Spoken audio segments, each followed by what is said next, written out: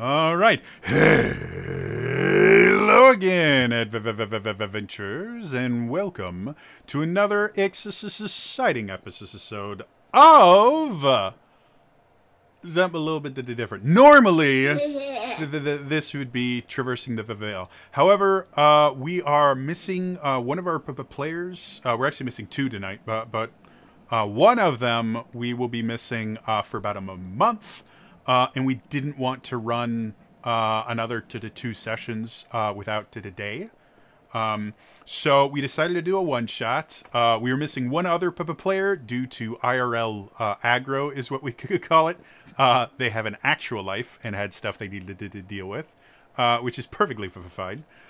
So we are four tonight, but this week and then May 5th. The next day that we would normally be running Traversing the Veil, we are going to run an adventure from Candlekeep Mysteries. That is the newest adventure book published by Wizards of the Coast. I actually did a review of the book on my YouTube channel. If you want a little bit of an idea of what it's like, my personal thoughts on it. The TLDR, I liked it. I think it's a cool book. I think it's an asset for any DM, even if you never run anything in it. Just being able to look at the different writing styles, because all 17 adventures are written by 17 different authors.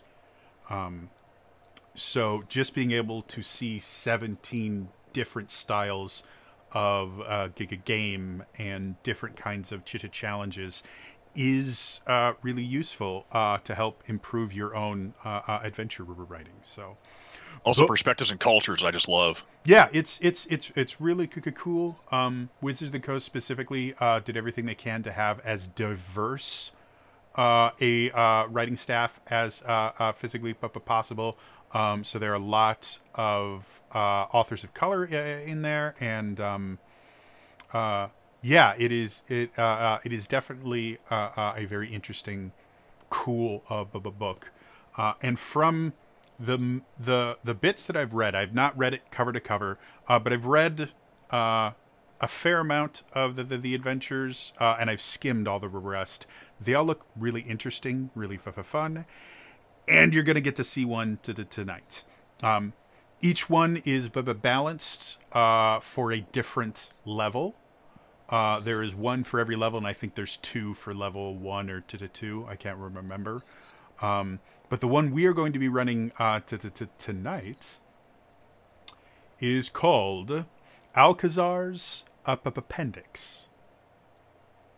And it is balanced for 15th level characters. So this is tier 3 D&D. It's something that a lot of people don't get a chance to see, because most campaigns kind of putter out right around the end of tier 2, very beginning of tier 3. I like high level D&D. It's a lot of fun. You get to see a lot of the kind of, I don't want to say broken, because they're not, but the super powered aspects of the classes, because as you get to the high levels, you get weird stuff going on, and it's super fun. You get to see lots of big numbers. You get to see people rolling handfuls of the dice. It's just fun. We went into this going, let chaos reign. Yes. Yep. Some quick notices for everyone. The players themselves built their characters on their own. They had no idea what the other players were going to be playing. So we are going to have an interesting mix. I would not say this is a quote-unquote Balanced. optimal party. But It is in no way balanced. it is going to be an interesting party. I will let everybody go ahead and introduce their characters in a moment.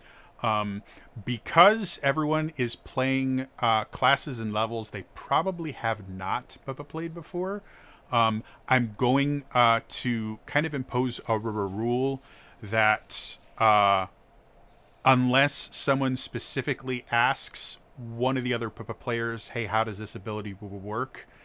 Don't give any input on anyone else's character. Let us all kind of learn them as we go. Again, I've been doing this for so long. I know most, and due to the D&D deep dive, I know most even of the high level stuff. So if you guys are struggling a little bit, I may insert some suggestions or ask you about certain things you're not using, just to make sure that you guys are getting the most out of your characters. But beyond that, I really want to see everyone kind of learn their characters on their own as they go. So, with that, I've never had a chance to play a high-level character in D&D Beyond 5th Edition so far, and I feel like I'm the guy that's like super basic when it comes to math. I feel like I've unintentionally signed up for advanced differential calculus, which I personally enjoy. Calculus was one of my favorite classes. So, and I was really good at the differentials and integrations. Like, those are super fun. I love it. Just as a reminder for those of you who were watching, if you look at the channel points, you'll see they're called TJ Tales here. If you open up the list, there are all these redemptions you can have that you can actually influence the game. So if you want to give these guys things like potions of healing, you can cast first level spells on them, you can give them reroll to the tokens, you can give them inspiration, all these other really useful things. So if these guys start running into problems, they may start begging you guys for help. Feel free. Kinda squishy. Yeah, feel free to interject as much as you would like. It's part of the fun of running a live game with a live audience, is getting the audience to interact. I have chat open, so feel free to comment. I probably won't speak directly to you on camera, but I'll type in chat. If you say something really funny, I will but bring it up on camera, because of course. So yeah, I can attest to this. Yes, I have done it many times with Imp in some of my other games. So it was quite often for him to say, "Damn it, Imp." Mm-hmm. With that being said, let's dive into this adventure. And I totally did not get new music for this, so we'll just use the regular one. Books. Books can take you to places you never thought possible. Cracking that cover, reading the various stories contained within, sometimes can feel like you're being drawn to another world. Unless, of course, you're in Faerun. Then books can quite literally take you to a new place, to a new world.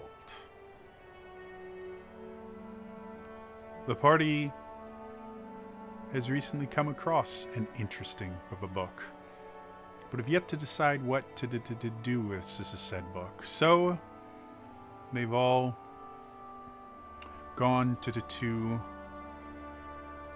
a local tavern to perhaps crack the cover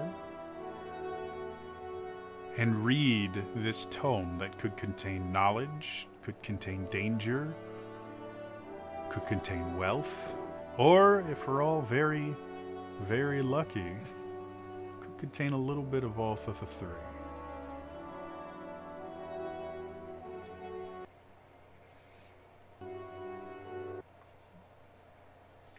So, before we start, why don't we start with everyone introducing their characters. We will start with Quinn. Go ahead and give us class, or classes if you have them. Name, class, subclass if you want to, and then just a brief description of the character themselves. Physical characteristics, anything cool you have. You can mention your magic items if you want to. You can keep them secretive until you reveal them, whatever you would like. So, Quinn, go for it. Well, today I'm going to be playing Quinn Felix, Lightfoot Halfling, Divination Wizard, Clockwork Soul Sorcerer. Looks a bit like a typical halfling, I guess you could say. Scruffy, short hair. Tends to wear a long coat. I'd say the most unique thing about him is his spell focus. While it says a conventional rod, it looks more like a truncheon or a police bobby stick, if you will. The markings have been removed, but that's still what he holds on to when he casts the spells through. His spell book is also has the markings have long since faded / been removed. He doesn't talk about his past too much, but he fancies himself now as a private detective, if you will. Takes the jobs where he can find them. Somehow he found his way with this lot. All right. Then next up is going to be Psycho. Hello, this is Psycho Hero. He is a human sorcerer of the aberrant mind. He is kind of a he looks like a normal black-haired young adult, but has a bit of a how can I say, he doesn't seem like he's all there when you first meet him. Awesome. Next up is going to be Golden Guardian. You see a very frail-looking dwarf, except for no hair on his body whatsoever, and from head to toe covered in gold dragon scales with 2 gold dragon wings out of his back. A solid gold staff. The only thing that's not gold on him is a tiny vial that has this red viscous liquid in it that he wears around his neck. And he is a hill dwarf draconic sorcerer. All right. And then finally, show. You see a calico tabaxi wearing monk vestiges. Has a small flask always on his hip, and is almost always either drinking of it, something from it, or pouring into a glass to drink that as well. And always has a bit of a sway, and never quite looks like he's ever there.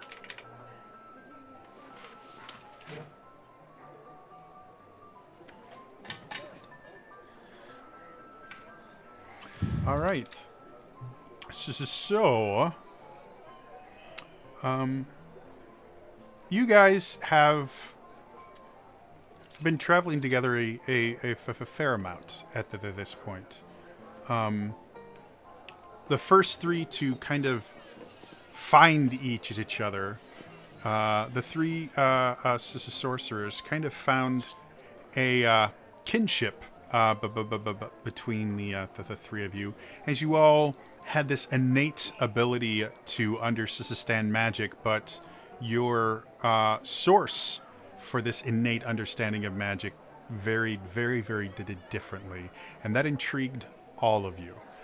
You eventually met a rather interesting monk that saw these 3 sorcerers wandering around solving people's problems with various catastrophic effects, who decided to stay around, you guys, simply for the chaos of it.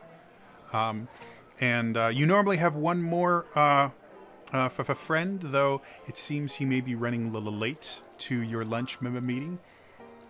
Hopefully, we will see him a little later. So, I will say, Quinn, while you were wandering around looking for new things that you would find interesting, maybe some new spells to put in your wizard's spell book that you could, as some of the other wizards you've met call it, pervert with your blood magic. And while you were looking around a shop... I don't know what you heard about me. I'm not looking for any perverted spells. As you were wandering around one of the magic shops in Waterdeep, where you all currently are located, you found this book that just looked very, very out of a place. The book itself is a weathered and cracked leather-bound tome, 8 inches by 10 inches by 2 inches thick, so it's not a massive book. Embossed gold letters proclaim the title on its lavishly decorated cover. Its beautifully rendered interior abounds with images of a handsome, mustachioed face under a wide-brimmed hat. Something about the book just seemed to kind of call out to you, though. You could tell there was something magical about it, and when you brought it up to purchase it, being the sly, interesting person that you are, you were able to not only get a great deal on it, despite the fact that you were relatively certain this book was never owned by the shopkeeper, and he was simply selling you something that you found in his shop. You got a pretty good deal. It cost you a gold piece, and for an interesting book like that, gold pieces were worth it. After finding it, you decided to tell the rest of your friends to meet you in the local tavern to take a look at this book. Take a look. I like to imagine the shop. It's in a book, A Reading Rainbow. Prior to that, I was actually kind of envisioning the shopkeeper kind of looked like the shopkeep from Neverending Story. Possible. Very, very possible. Unfortunately, I can't do an imitation of that actor, and he is emblazoned in my mind. So, sure, we'll say that. He just never spoke that you can remember. All right, then. So, sitting down at the tavern, it's a bit...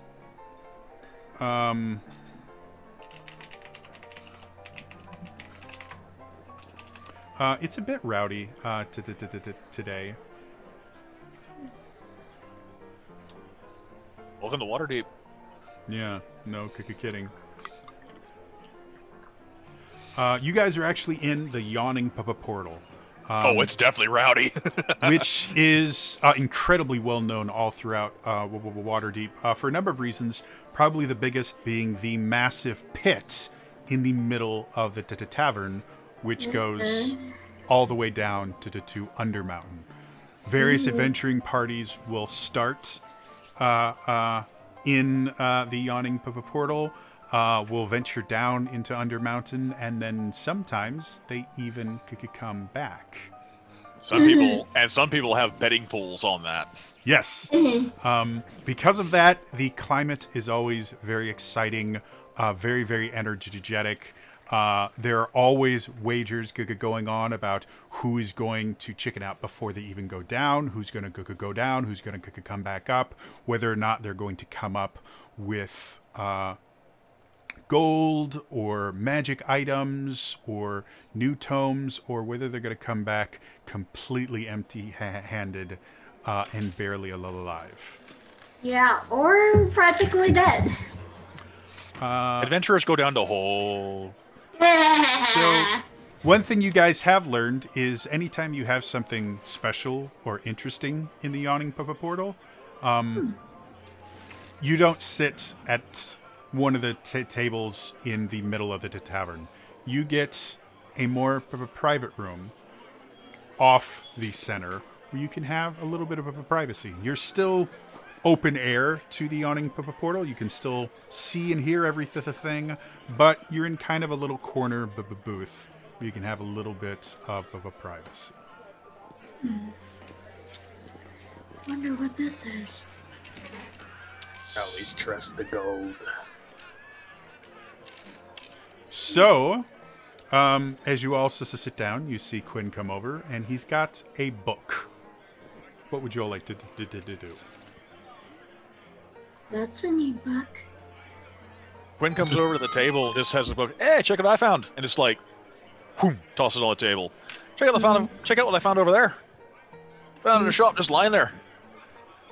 Pretty sure I got a good deal on it. What's that book?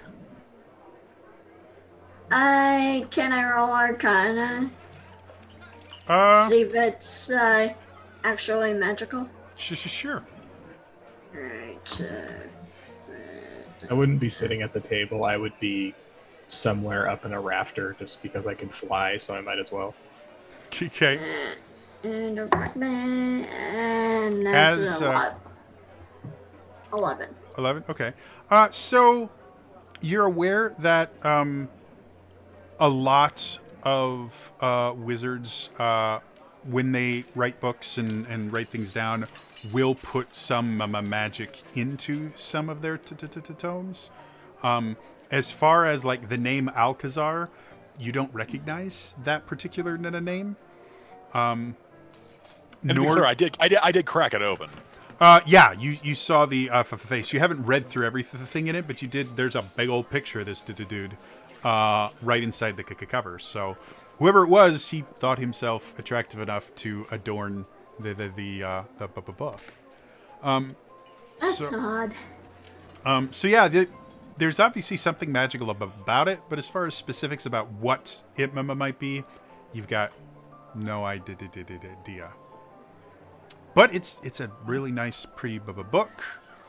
Well, I didn't examine it too well. I just figured it was a find in the shop. If anyone wouldn't mind, I can spend 10 minutes and cast detect magic on it. That might be a good idea.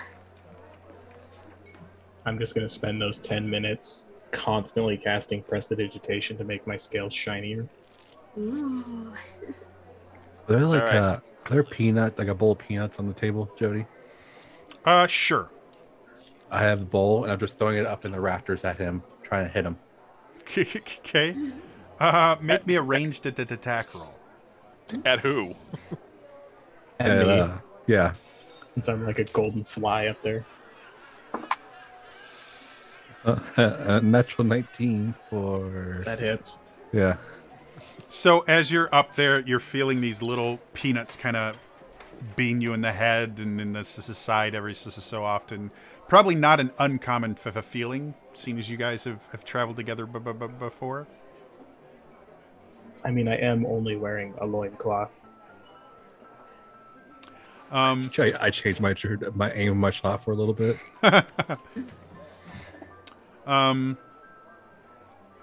As you're up there, you do hear kind of a cry from the bard. Goldie! If I've told you once, I've told you 1,000 times, stay out of my rafters! Just quietly fly down. Bloody sorcerers flying around wherever they want. Don't like that guy. Sorry. Well, you know every time. You just do it to piss him off. Yeah, it's fun. So, casting detect magic. Trunching out. The book itself has the book itself is has magic to it, but your detect magic doesn't actually tell you what kind of magic. which is strange because detect magic is specifically designed to tell you that, and it doesn't. So generally that means either this is a broken magic item, and therefore detect magic is not working the way it's supposed to, or this is a very powerful magic item, and it is beyond the scope of what detect magic can tell you. Yikes. Well, this is either a really good find or a really crap find. I mean, So- what's the worst that could happen? Why would you say that? Why would you say that here? Why? Why would you say that here? Come on, you know me. Embrace the chaos. Oh dear. Well, at least this time we're not that close to the portal. I start throwing the peanuts at people around us and just being as very subtle as I can. Okay, roll me a sleight of hand to check, or stealth, whichever you prefer. Which one was I said? Oh, stealth for sure. Okay, here's my mage hand to telekinetically catch some of them. I'm gonna do. Sure, I'm make sorry, make me a spell attack roll, and then go ahead and tell me what your stealth check was. I'm gonna use Blessing of the Trickster so I can get advantage. Okay. For peanut flicking. Yes. Yeah, why not? It's important peanut flicking. Let chaos reign! It's a natural 17 for 28. Okay, yeah. So you're just very deftly, like, you'll sit there and you pick one up and you palm it, but you look like you eat it, and then you just casually flick. And then you hear someone go, ow! And then you do it again, and then you hear, mother! Are peanuts monk weapons? No, they are not. It depends if your target's allergic. Psycho. Yes. What did you get for your spell attack roll? 15. 15. Yeah, so as he's doing that, you do have a hard time kind of catching him doing it. And you just very casually let your mage hand kind of wander around. But unfortunately, he's just a little bit too fast for you to catch any of them individually. Sure, I swear to God, if you saw another bar fight, I'm gonna tell Dernan it was you. No one's gonna know. Come on. As I throw another one. So, would anyone like to read the book itself? Yeah, I figured I'd crack it open. I figured it since I bought it. Okay. So, Actually, peruse the damn thing. as you open up the book, you notice it is prose. It seems to be a story. And it's a story about a very powerful wizard named Alcazar. Alcazar was searching for an item called a nether scroll, which anyone that would like to can roll either a history check or an arcana check to see if you recognize what a nether scroll is. Sure, I'll give it a crack. This bad in both. specifically was his last adventure before retiring. Those of us in the D20 roll, I rolled in that 20. Okay. 24. 24, cool. It's a 20, book- 28 total. 28, okay. It's book related, so natural 1 for a total of 1. Gotcha. Of course, I'm not proficient in either one, but I rolled a nat 20, so a max of 22. All right, so between the three of you, other than Nat 1, you guys recognize specifically the word nether probably refers to the Netherese Empire, which was a massive magical empire that became so powerful that it tried to cast a massive spell that caused the entire empire to be destroyed in a moment. Magical Atlantis. Effectively. Artifacts from the Netherese Empire tend to show up every so often. Some of them are actual remnants of the Empire. There are ruins of Netherese cities. Otherwise, sometimes just bits of Netherese magic will just show up in places for no explicable reason. But they all tend to be very, very powerful, and a lot of them tend to be very dark or shadow adjacent. Shadow magic was very, very popular in the Netherese Empire. A Nether scroll is unique. Unlike a regular magical scroll, a Nether scroll is not a consumable magic item. It is actually a scroll that is meant to catalog the nature of the weave and magic itself. It can be extremely dangerous if put in the wrong person's hands. But if you can take the time to read it and understand it, which can take as long as a month for a single scroll, there are stories of wizards becoming powerful beyond belief, extending their magical abilities beyond what any normal mortal wizard or sorcerer could ever do. So it's like those tomes and manuals, only even higher. Very possibly. You know, the Netherese Empire was very, very protective of these Sissa scrolls. They did not allow them to escape the Empire ever. Most of the Empire was not allowed to touch these Sissa scrolls. And then when the Empire disappeared, most people thought the scrolls disappeared with them. But every so often, a scroll will be discovered. And when they are discovered, generally chaos soon follows. So this is what Alcazar was searching for. In the Anorak Desert, he came across a wandering stone golem.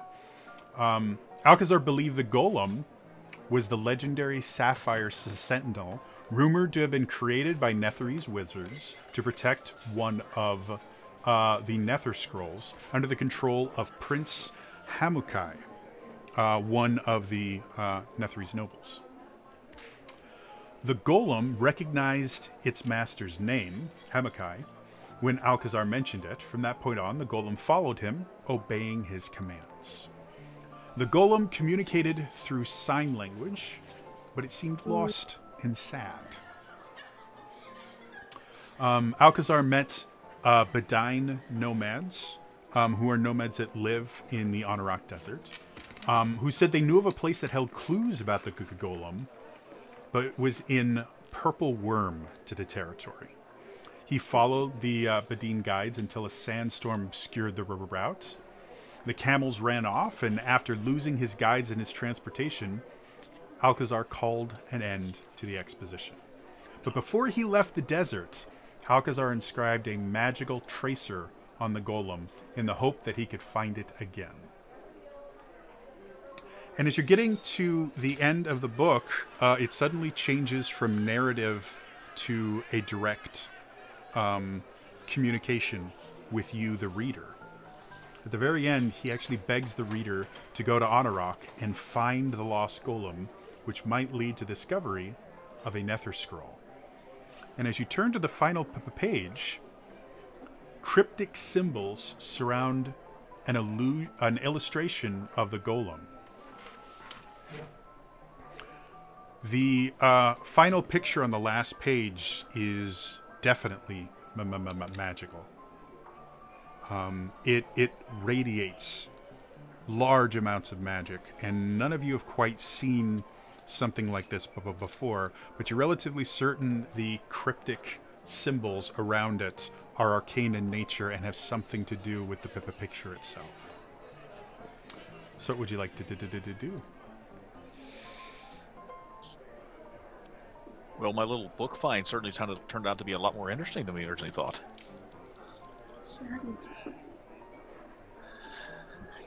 Well, If this is even a little bit true. what are you going to do? Are you kidding me? This is the first step to like this, a find like this. Well, Yeah. you know me, as long as I get something from my horde. Oh, great. Okay, fine. Well, chances are something like this leads to something for your little horde. Good. No, I won't tell you where it is. Fuck off. I've never given two shites about where your hoard is. Good. Well, I suppose we can go find out somewhere. Where do we even start? Well, with the Good combined question. magical knowledge you guys have, you think you can probably decipher the arcane symbols yourself. It's just going to take a little bit of time to actually study them. Yeah, I'll study them. Okay. So, between the four of you, or the three of you, and then the monk throwing Pippa peanuts, it takes about an hour. But There's one in every study group. Yep, always. Also, I realized I messed up. I can't do blessing the trickster on myself. I messed up with that, but my first roll was still the higher roll, so I'll leave it at that. It's fine. So, yeah, it takes you guys about an hour, and after studying it for a while, you realize the picture is a portal, and the symbols around it are the activation word that will activate the portal. You're relatively certain once the activation word is spoken, anyone that touches the picture will be transported through the portal. You're not 100% certain where the portal is going to take you. But due to the fact that you read about the magical trace put on the golem, you're relatively certain it should take you somewhere related to the golem in some way. And you're relatively certain once it's activated, you'll have about a minute to touch it before it will go dormant again. Now, there are rules in the Yawning Portal. Specifically, no portals in the Yawning Portal. They already have a portal. It's a giant hole to under Mountain. They have spells specifically woven into the wood itself of the tavern to make teleportation spells in general very, very difficult, and stable portals at all to be extremely difficult to cast. However, this is very unique and ancient magic, so it's possible this might work inside the Yawning Portal. It's possible it might not. That's up to you guys. So what would you like to do? I'm not so entirely certain we should be going traipsing around Waterdeep with something fine like this. We might be able to get like a private room here for a while, see if Durnan has any rooms available. Maybe. It's a private room. What Durnan doesn't know won't hurt us. Really, it doesn't matter as I throw a peanut again. I mean, by all means, I promise I won't drop somebody into the portal again. The portal's in the name. Why would we not use it here? I think it falls under proprietary legalese. Oh, like they got some kind of copyright, whatever that is, on portals. Probably it's a branding thing. It's already got a portal. It's the Yawning Portal, not the Yawning Portals. I mean, either that or we leave and go somewhere else, but private room sounds good. I mean, one private room's as bad as the other. We're already here. Are we in a private room, Jody? You guys are basically in a corner booth. Yeah.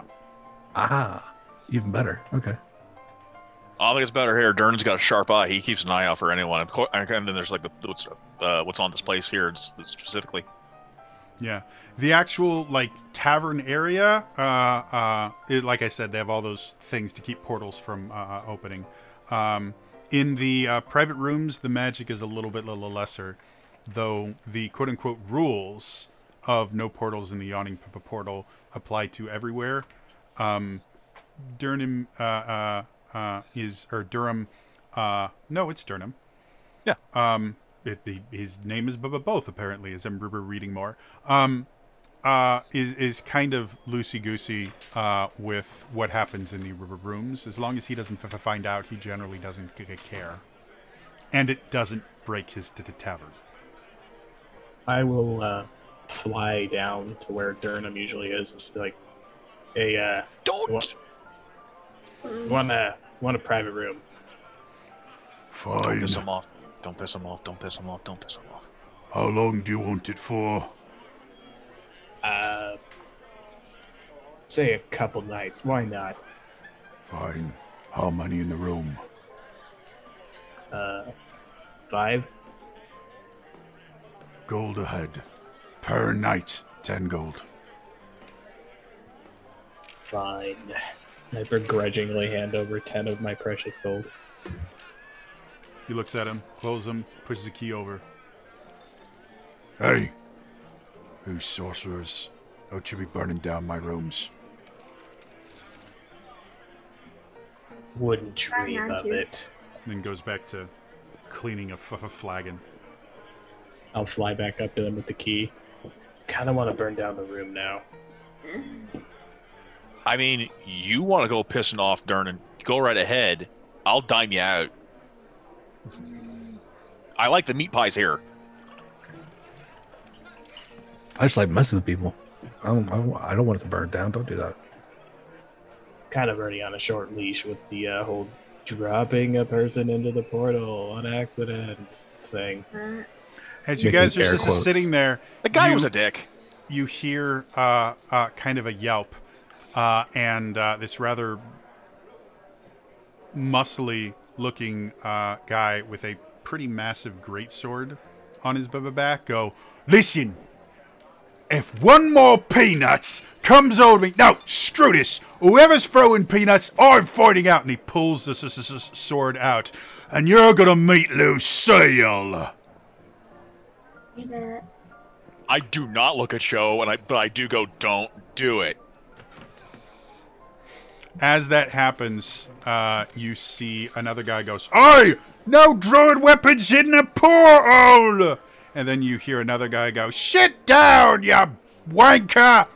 And then you see a flagon get thrown and smack the guy in the head. It's like, "Ah, shit!" And you see him start just swinging, and then you watch as he Let's go to the room. continues Let's go to the swinging, room. and the sword stays in place. And he's like, "What?" And then someone comes up and punches him, and a little bit of a brawl starts off. You see Durham just sitting behind the bar, cleaning his flagon. Yeah, time to go to the room. Take your drinks. Let's go. Alright, squishy wizards first. I just wait and watch my handiwork a little bit before I go up. Not your handiwork, someone else. I don't. So as you guys make it up to your room, as you close the door, the kind of noise and everything dies down a little bit. You're already on, or you're all the way on the third floor of the Yawning Portal, so you're about as far away from the action as you can be. What do you want to do? If the rooms lock, then I will lock our room since we're Okay. doing taboo stuff. Just so for I don't know how this will work, but I guess we'll leave it open-ended for our fifth member. I'm sorry, say again? That we'll leave it open for our fifth member. Yeah, sure. Yeah.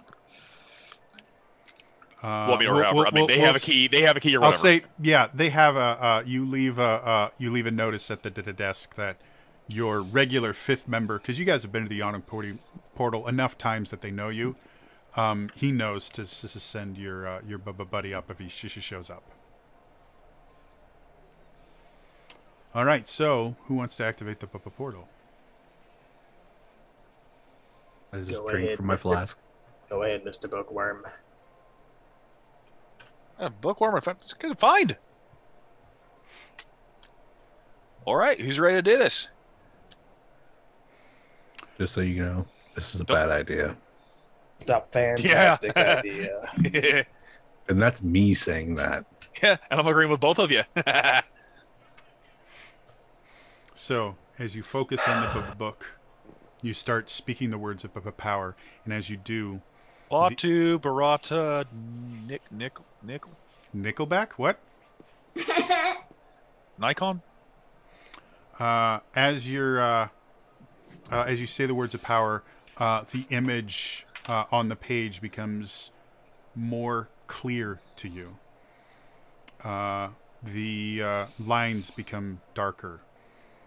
It starts to become more realistic looking. It goes from being a very nicely drawn picture to probably the best picture you've ever seen. And then you start seeing sand blowing across the to the top of the image.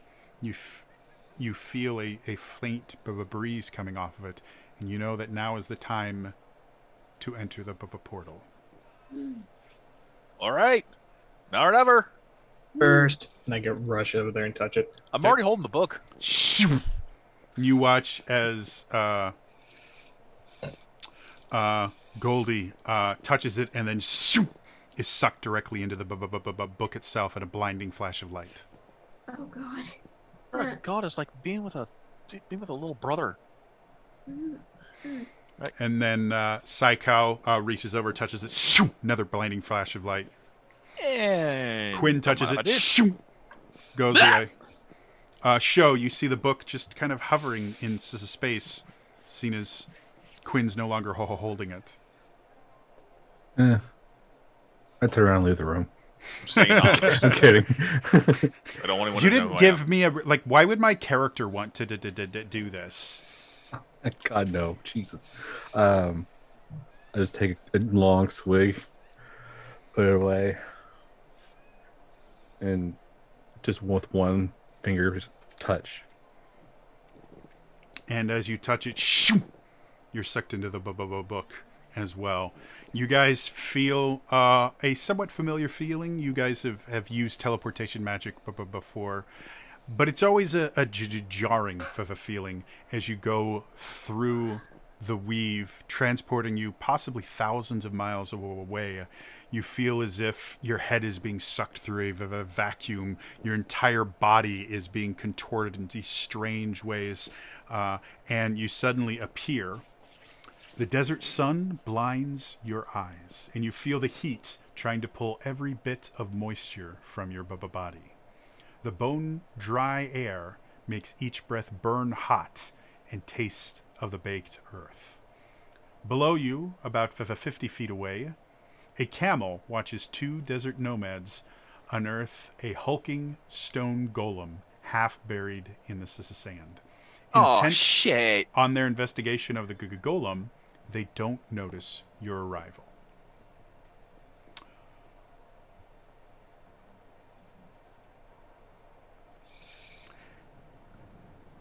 As you're all Fried there, figures. the wind kind of picks up. It seems that they are unaware of your presence. Perhaps your teleportation spell didn't create enough sound for them to be alerted, or they really are just focused on this golem. But the golem you see in front of you is most definitely the same golem from the book. That's our boy. I smack him in the head. Shush. Watch what happens. I will fly up like 50 feet just to have a better view. We're in the desert. He just flew straight up. Yeah. Open sky. No buildings. I'm pretty sure they're going to see that. I think they're too preoccupied. Okay, and they're just two people. I'm not saying we're going to jump them, by the way. I'm just thinking, like, two people found this. Like, maybe it can be, a couple more of us. We know how to work the thing. They don't. They just found something. Yeah. As he flies up and you guys are conversing, you can see them kind of discussing, though they're far enough away and the wind is loud enough that you're having a hard time picking it up. As they're doing that, the smaller of the two just happens to glance in your direction, and he goes, "Father, father, father, father!" You see him just kind of, hey. He's like, "What? What? I didn't." They see us. They're friendly. It's us. Hey. It's us. Done. You cannot have it. We discovered this. You will not touch it. Okay. One, might want to take it down a little bit. Just a scotch. You're at an 11. I'd like it to be at a 6. We found this ourselves. Okay, we're not claim jumpers. It's okay. It's all good. Goldie! Wanna come down? How about you don't point out the flying guy? We're being friendly. What do you want? Well, to be perfectly frank, we would like that. I think we might be able to work together here. I'm listening. Well, I mean, full disclosure, just gonna come up here and examine. We're gonna come up here and examine it. We ain't claim jumping here. First off, I might want to ask you, just as a friendly thing.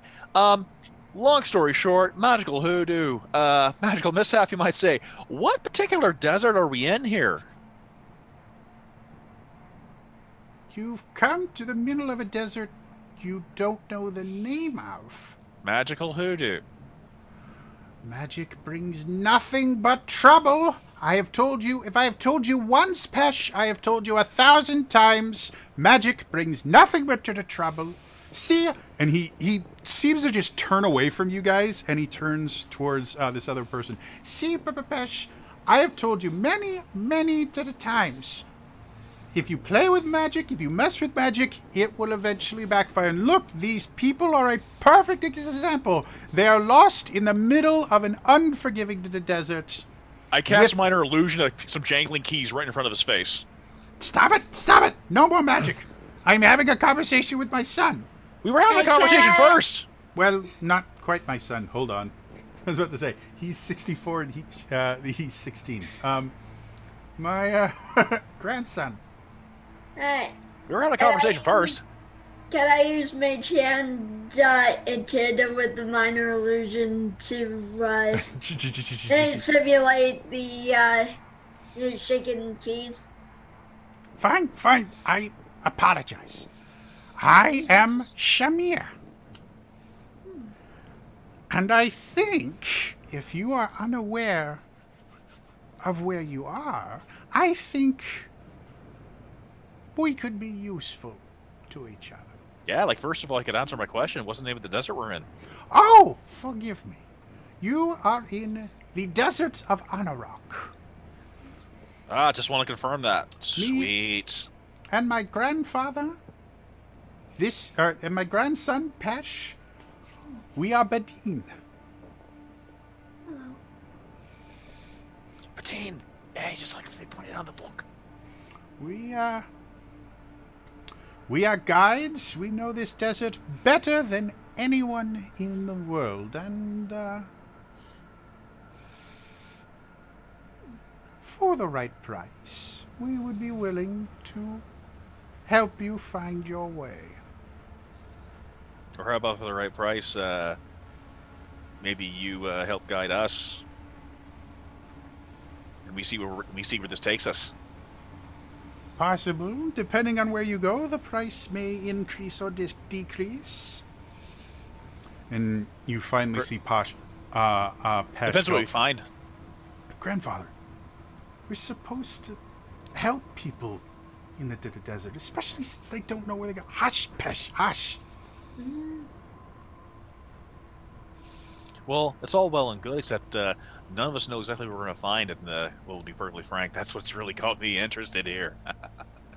The way I see it, we've got a piece here that's, and I don't have the book out. I'm not holding it. But you don't have the book currently. Oh, we don't have the book. That's true too. I figured that I didn't know if I was going to ask if I didn't know if the book came with us or not, but I'm guessing it still stayed there in the location. From what I'm reading, it doesn't seem like it did. However, if it shows up later that you were supposed to have it, we will pretend you always had it. But for right now, you don't. Magic. Okay. Because the way of apparently sign language, the magical tracer on the golem itself, what I know exactly because we read the book. You think what I know to look for. The magical tracer itself is probably part of this spell that brought you here. You think that's what the tracer was, so if you want to inspect the golem itself, you are more than welcome to. I would like to investigate this golem. Okay. See if you find any kind of signs of magical goings on that'll help get it to start working. Whether it be, I'm hoping arcane in nature. Okay. So as you Yeah, get me closer, too. Shimir goes, wait. What are you doing?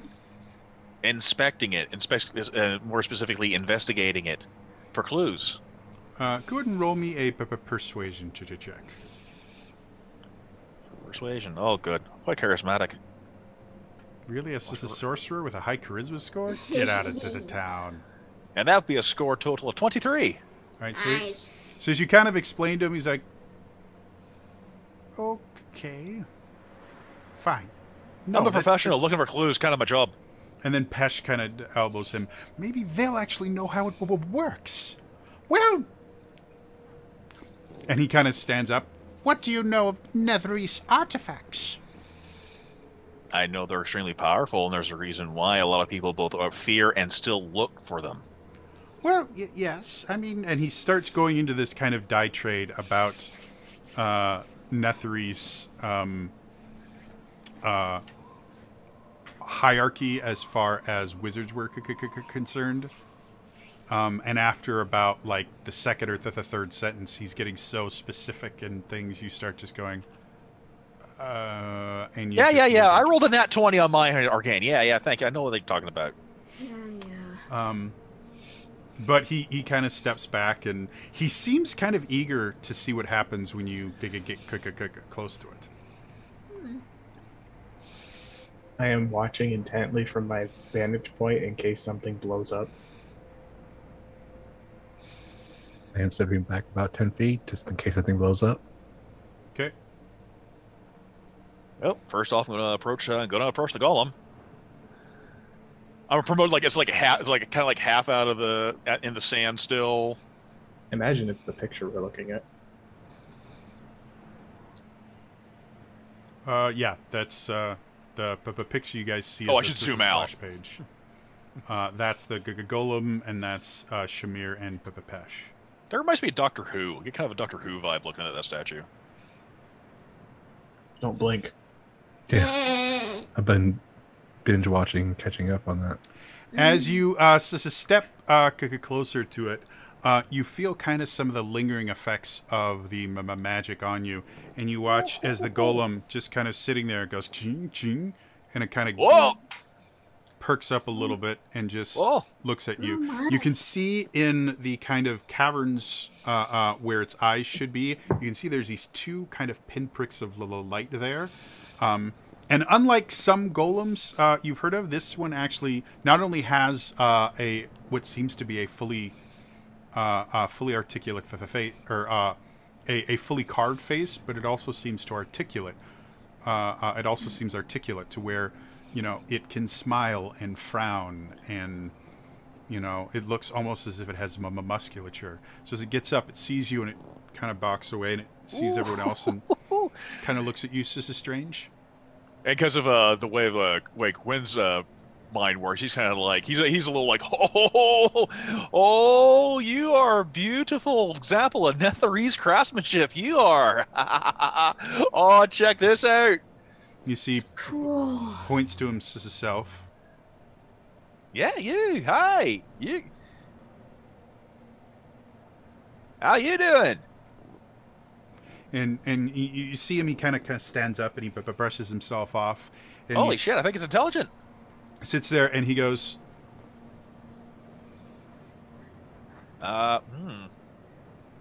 Anyone know what? Mm.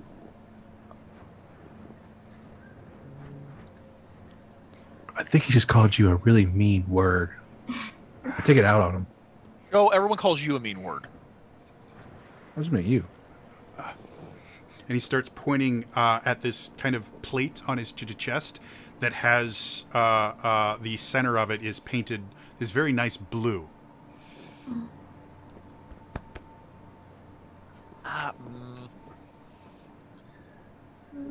Not really picking up what you're putting down, friend.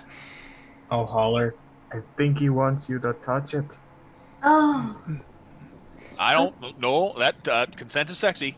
And he kind of goes down to the sand, and he starts kind of drawing out what looks like letters in Common, and you see the word blue written. Blue. And then he points to that, and then he makes this sign again. Oh, blue.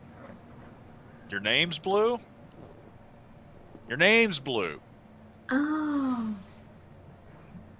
Right, you're my boy, Blue.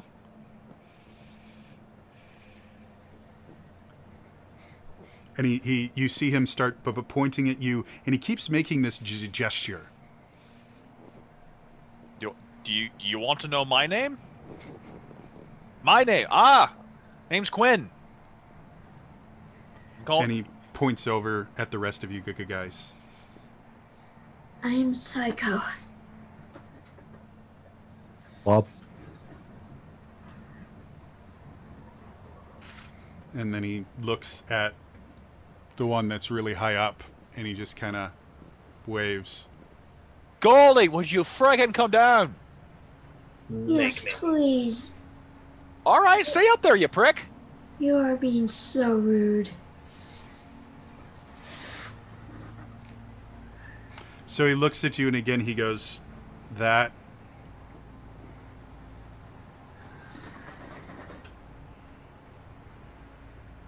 Not really sure what that one's supposed to be.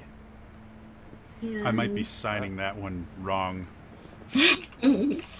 Yeah, I think it's the right sign. I learned a teeny Oh bit no, of sign language that's when actually. I was still on I had that Jacob, sign right. but- So he looks at you, and he just kind of, and he goes back to just kind of looking around.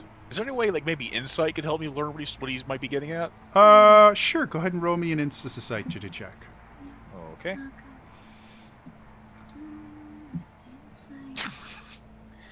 How? Let's see. That's pretty He good. check something. Yeah, it's not really good. Yeah, so I'm gonna use a luck point. Go for it. And I'm gonna roll insight again. There's a. So I should mark that down. 1 lucky point. Insight again. please be, A little better. I got a 12. I'll stick with the 12 as long as I break 10. 12, remarkably not enough. Is not enough. No, I have to look. I believe. No, nowhere near enough. You can see. You remember reading about the golem being unable to speak and speaking in a form of sign language. However, the language itself seems to be complex enough that you're having a hard time understanding completely what he's saying. 34. With a, did you say 34? No, 24. Oh, 24. I said 34. I rolled a natural 16 plus 8. Okay, so with a 24, you think you can understand if you can see a little bit more. So you kind of get his attention and you start talking to him as much as you can. And he keeps replying, and sometimes he'll finger spell, and sometimes he'll sign. But it takes you about an hour. But after an hour, you're relatively certain what it is that he's saying. His sign language is very, very broken and brief. Like but it's sign enough to language tends to be. even compared to he would not have the ability to carry on significant conversations, but he can communicate well enough to get his point across. The limitation being the golem itself was not created to be communicative as much as it was made to be a to work. So the communication is very, very basic. How big is this golem? Because this picture is kind of like a weird perspective. 14 feet tall. So pretty short. Yeah, little guy. Yeah. So after conversing with him, you found that this means you. Yeah. So you want what? Effectively asking you, what do you want? In sign language for questions, the question part comes at the end. So, like, what do you want would be you want what? When in doubt, be direct. Nether scroll. And he kind of perks up, and then he looks Eh? serious. Why? Knowledge is power. No. I mean, no. Knowledge is power. We came all the way to the friggin' desert here. Why? Found a possibility of finding the Nether Scroll and anything else from the Netherese Empire. It's Lost Nation. Do you know what happened to your nation? Do you know what happened to the Empire? How? How? Magic, teleport. How here? To How the did you teleport. get here? A little memento left by a friend, maybe you might remember? Alcazar? He hears the name, and he kind of perks up. Thank you, Nightbot. How about we don't say the A word? He kind of perks up. He looks happy. My son is limited. I'm looking up words as I do it. Well, we can't be batting it about. I don't want to be standing around in the desert all the time. It's all comfortable. I hate sun. It gets everywhere. You're the one talking. I have fur. Just learn to fly. Yeah, easier said than done. You ever been in a And sandstorm? I start patting him with the mage hand. You hear a very restrained. So as he's looking at you, he's there and he finger spells the name that for Alcazar, and then he does this, which means friend. Admirer of knowledge. Came across some of his writings. Great admirer of his work, Alcazar. Figured you might be able to help us. He You were able still to help him. doesn't quite seem to trust you, but the name Alcazar seems to have perked his interest. Now you get to Not see how really. much you remember of this as a story that I told you. Well, we remember that Alcazar was looking for I'm not sure how to pronounce it, Prince Hakune. And as you say the name, he perks up immediately. Oh, we might be able to find that. We can find them. What do you say, What do you say, Biggin? Come on, Blue.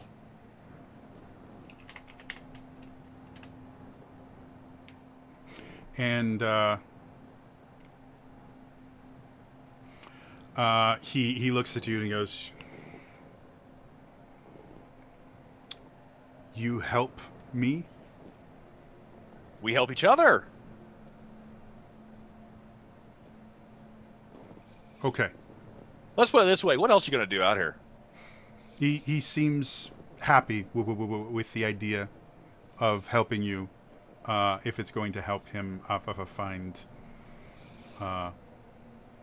Hamukai.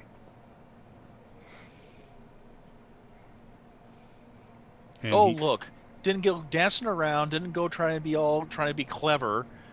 Good, got right to the point.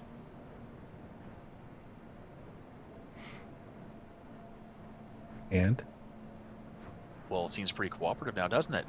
Yeah. This Wonder is who's helping who more. fascinating. You see Shamir come up. A fully functioning Netherese golem. And it seems very intent in helping us. Oh, this is very fascinating. You know, the last time I was this close to a Netherese artifact must have been 20 years ago. There was Oh, there was this. They have these amazing things. I can't remember what they call them now, but they would use them to just float their cities in the air. They were remarkable. This one was obviously broken at that point. I'm trying to talk to. I'm ignoring him, and I'm trying to convince Blue where we should go next. Yes, and I turn to his grandson and say, could you please shut your grandfather up?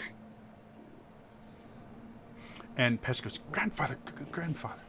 And you see Pesh come over, and he is absolutely fascinated. You watch him just kind of reach out and just barely touch the golem, and the golem kind of looks at him and gives him this weird expression, and he kind of flinches back, and then this is the coolest thing ever. Mage hand, I poke him in his face. Stop it. How do you like it? Wow. A fully articulate magical construct. I've never seen anything this amazing before. Well, you're in the middle of the desert. That would be amazing if you did. Well, I guess we need to decide on a place to go. Now, you mentioned a name that I find quite interesting. What exactly do you know about that? What's the name of that be, friend? Hamukai.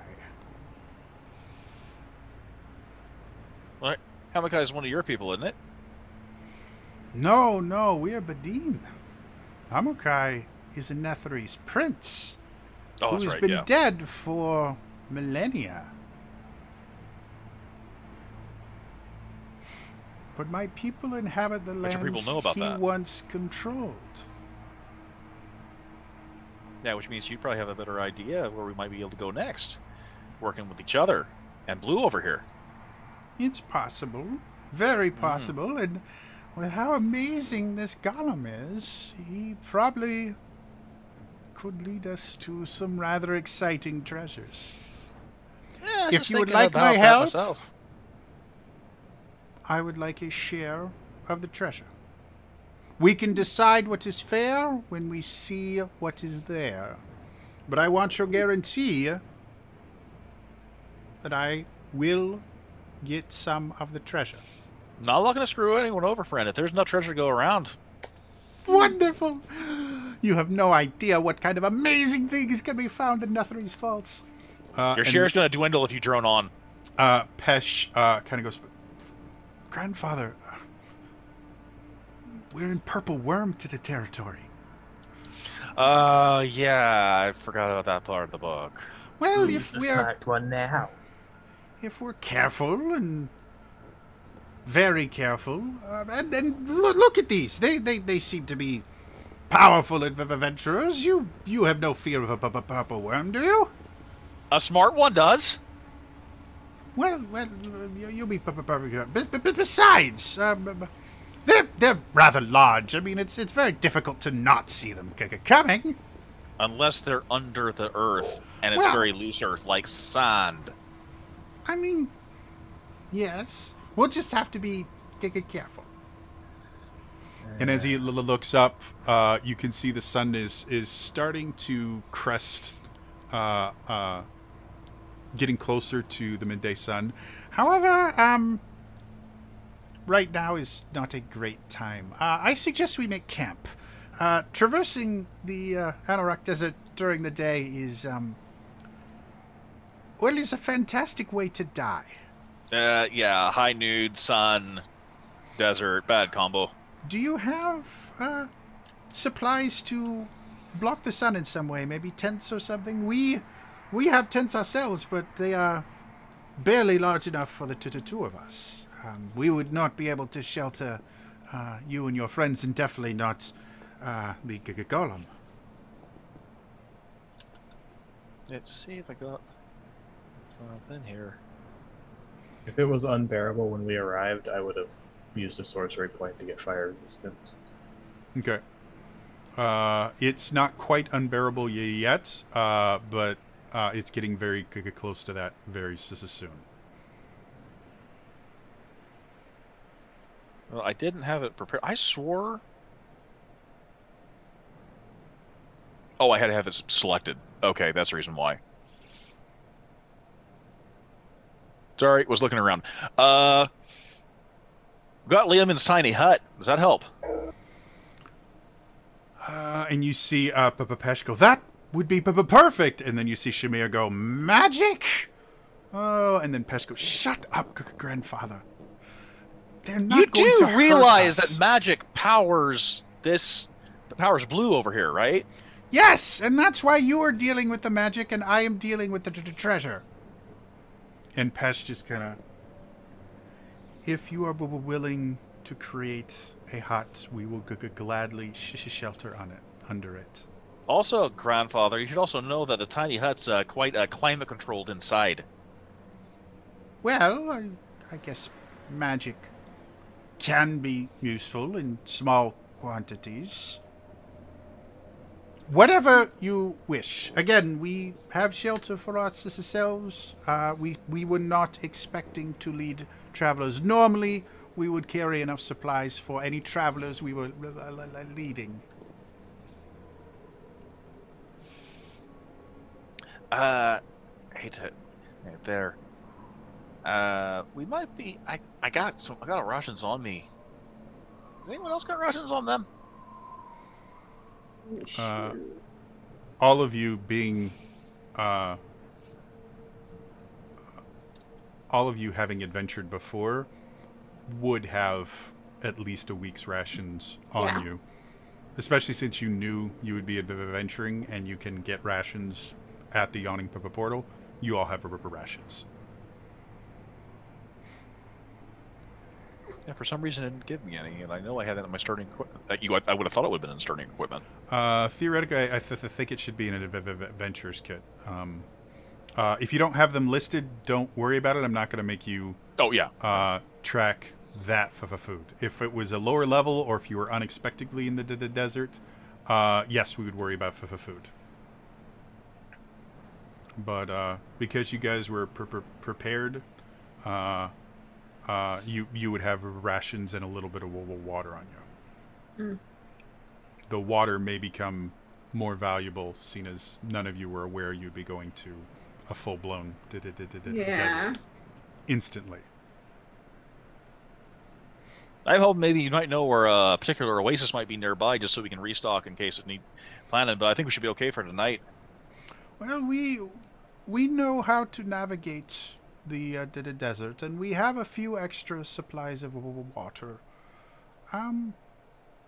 If things go well, we travel it in a night. We will expend the least amount of water possible. We should be fine, as long as you have some water stores yourselves. I'll be able to create water tomorrow. Then we will be perfectly fine. Shall we get out of this heat, then? Yes, please. And you see, Pesh seems really, really eager to watch you start casting spells. Yeah, what do you say? You ready, Blue? And he nods. All right, then. Well, lead us to the camp spot. Like, are we camping here, or are we like in a ruins spot? Well, he was kind of propped up against kind of a ruined wall, so you can see they had already kind of set up the starts, the beginnings of a camp. Like you could see they kind of rocked out a little fire pit near the wall to have kind of a wind block. So it looks like they were kind of getting ready to just kind of camp here anyways. So with with the kind of wall and everything, it does make a pretty nice place. And there's enough visibility around that you won't have to worry about not seeing something bad show up. All right, well, now's a good time as any, huh? Whip out my truncheon, and I began ritual casting for the Lehman's tiny hut. Okay. So after about 10 minutes, you guys watch as this kind of dome up appears. that can be as opaque or clear as you would like it. But when it is first cast, it is kind of semi-translucent. Being familiar with this, I fly down into the AC. Okay. And as all of you kind of go into it as well, outside, it's in the upper 90s. Or it was in the upper 90s when you guys got here. As the sun rose into the sky, Yeah, it's getting hotter. easily getting into the Whoa. 107, 110 Hi. range. Every time you opened your mouth, it was almost like your saliva turned to mud because of all the dust and everything, or the sand blowing in the wind. And Okay, as my you all little halfling ass is starting to sizzle. Let's get in the dome. as you all get into the hut itself, it's much cooler. You know, upper 60s, low 70s. Everything about it is just nice and pleasant. You do notice the golem itself gets to it and just kind of stops. Sorry, Blue, you can't fit in here. And you watch him kind of just sit down outside. He's in front. And just kind of looks in longingly. You see him just start drawing pictures in the sand to occupy his time. Okay. He doesn't look sad as much as he is just kind of bored.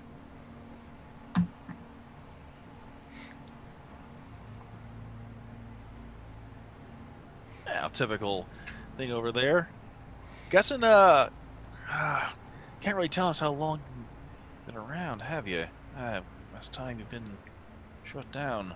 Well, Psycho speaks his language, so if you want her to speak with him. Oh, you understand him? Yeah, she's effectively been translating for you guys. Oh. Or he. I'm sorry. Psycho, your preferred pronouns? Male. Male, okay. So yeah, he's been translating for you. And every so often he'll kind of speak back in broken sign language. Though it seems that Blue can understand common well enough. He does seem to really enjoy it when Psycho speaks back to him, though. Ask him what the last thing was he remembers before he took a little siesta. Yeah, what does he remember?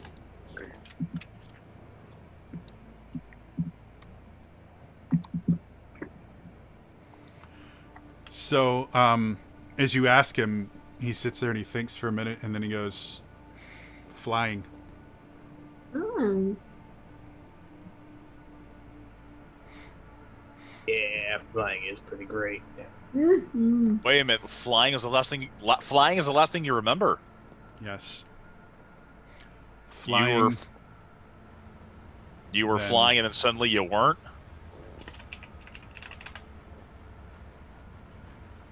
Well, didn't the story say something about flying cities? Flying, and then falling. Yeah. That means his magic would have something either would have happened to Alcazar, or something happened to Alcazar's magic. Then Something make you fly out of the sky. sleeping. Ooh. You know, I never get to use this ability. Would I be able to use my stone cunning to kind of gauge how old the wall is he was leaning up against? Yeah. Go ahead and make it's called a history check with advantage.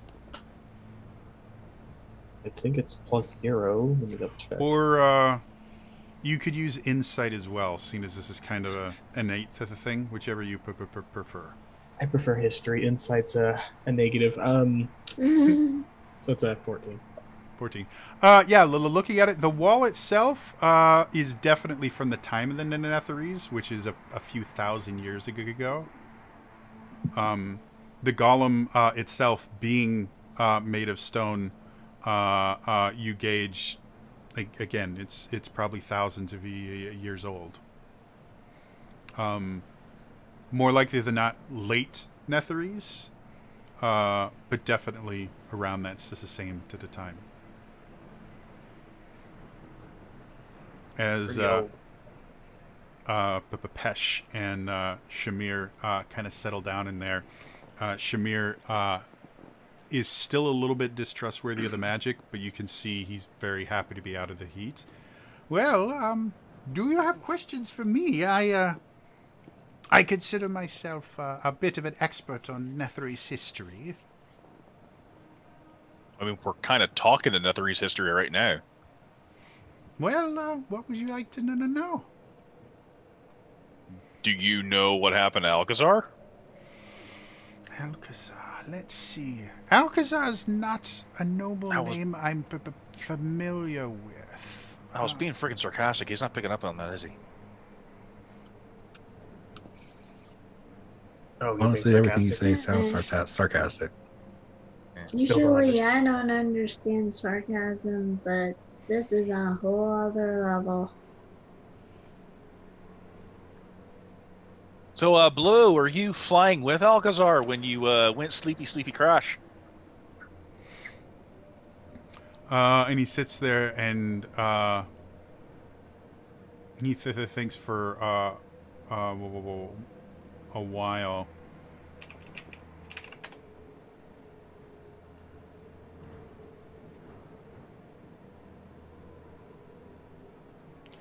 And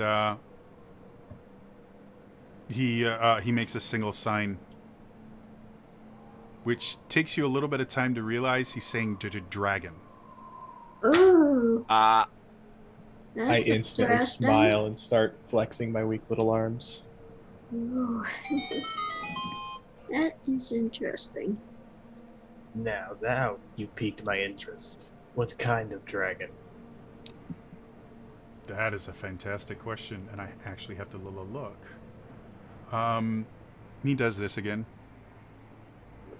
Princess Diana. Blue. Oh, This is the letter B in sign language. This means yes, blue. that's right. Yes. I will kill it.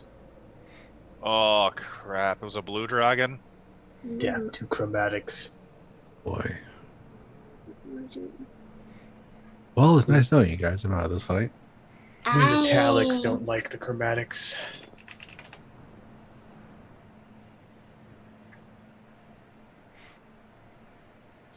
Yeah, he goes. The blue dragon fought, fly, fall, sleep. While losing battle, huh? Yeah, something else occurs to me too, and I look at Goldie. What else do dragons like? Gold. Exactly. Shinies. Well, I'm the shiniest thing here. Not like that. There must be a horde somewhere. If anyone's gonna have the shiny we're looking for, along with a bunch of other shinies. It is my favorite pastime, taking hordes to bring to my horde.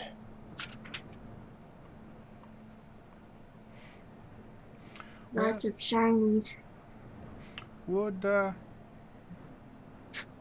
Do you actually have- looked at Shamir and Pesh and like, so do you guys know of any stories around about a blue dragon? well, now that you mention it, I do remember a story about long ago. The Wizards of Netheril created this magnificent stone golem to protect one of their Nether scrolls. I point to Blue. And they entrusted a young wizard prince of the ancient nation of Anaria with guarding the scroll, in the hopes that it would not fall into the wrong hands. Then there was a blue dragon, Zigzog Rishka, who found out the location of it and decided he wanted it for his own, or she wanted it for her own. There was a battle. If I remember correctly, the golem was wounded, but Hamukai, the young wizard prince, was able to put a shield around the vault to protect the the scroll, and Zikzokrishka was unable to get it. However, as a last method of defiance, Zikzokrishka cursed Hamukai,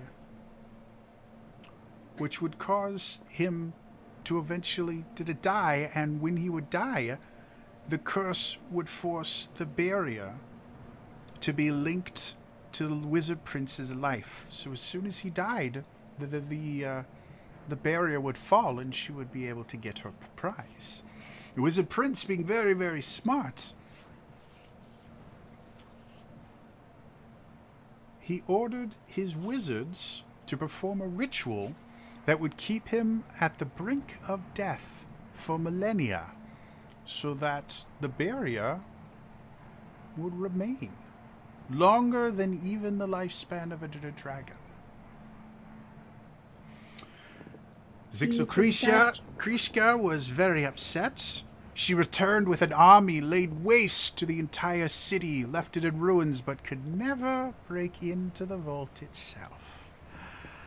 There were rumors about what happened to Zikzokrishka. Some claimed she started looking into some of the darker arts to extend her life. Some claim she left and placed wards and other traps around it to punish anyone else who could dare try and get what she could not. The legends are unclear. Suffice it to say, she was not able to get her prize, and she was very upset about it. The words Draco Lich doesn't come up in the stories anywhere, do they? That was one of the theories. However, shit. Again, the story itself doesn't actually refer to what happened after. It really just describes the fall of the nation of Anuria.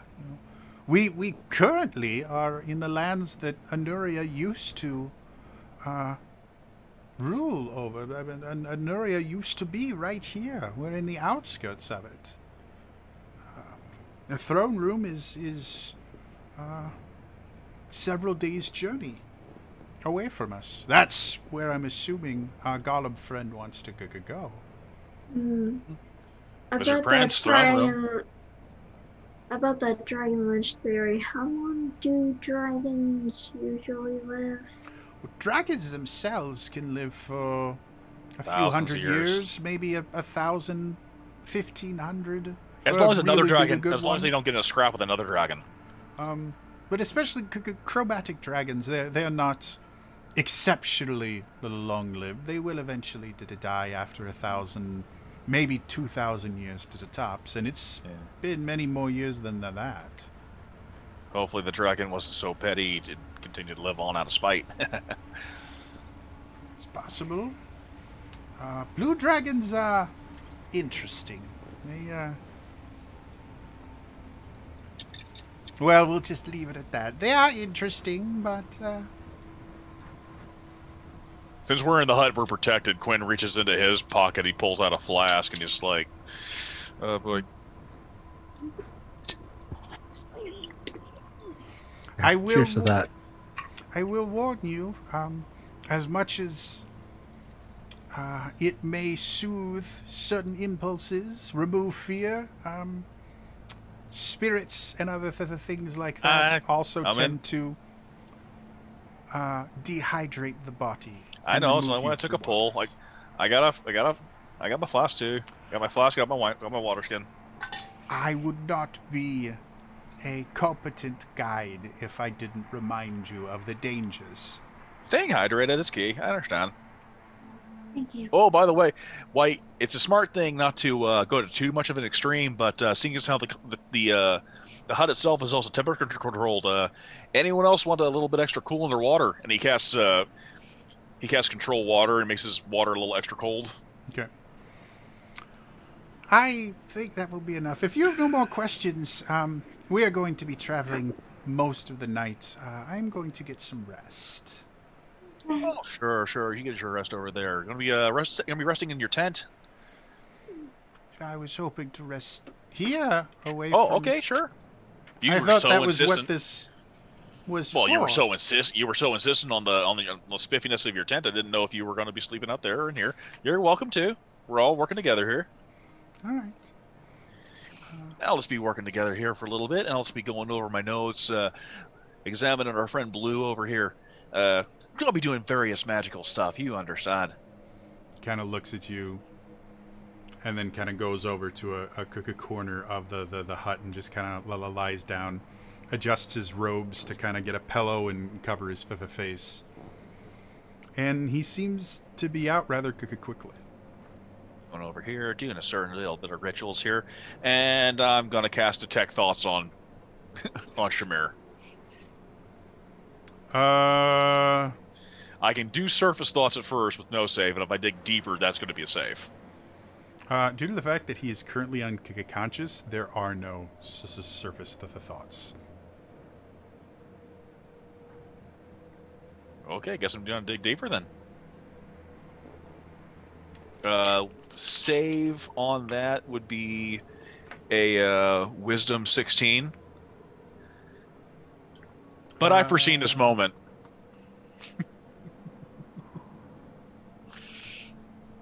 Do I need to roll or no? No, because I've foreseen this moment.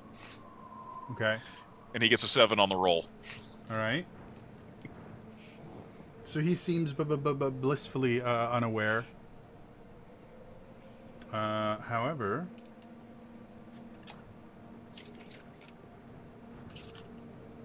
Okay. As you kind of delve deeper into his subconscious mind, you get food, books, Netheri's history. He seems to be dreaming about the location that you guys are going. Fighting a purple worm by himself. Strangling the purple worm with his bare hands. Is he thinking at all about double-crossing us? Right now, due to the fact that you're basically delving into dreams, he seems to just be having kind of a power fantasy kind of thing. You see this purple worm come up, huge, massive, and he goes, "You will not stop me!" And he takes the staff that he's been carrying and smacks it across the face. It goes to the ground. He climbs on top of it, stabs the staff in, kind of twists it, and now you see him riding the purple worm through the desert. "I am the Worm Master! All shall fear me!" Oh, God, even in his dreams, he's boring. What did I pick up about the throne? The location was he? That's all you get with this kind of delve. If you want to attempt it again, I have to remember.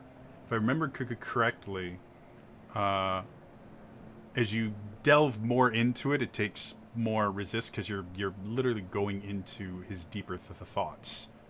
So you went from surface thoughts to just below the surface. Well, surface thoughts has no save. It's when I dig deeper that's the save. No. Yeah. Let me finish talking. Oh. So you started surface thoughts, no save. Then you go just below that is basically his subconscious mind, which right now is dreaming. Okay. And that's all he's thinking about currently. Give me a second while I remember how this spell works.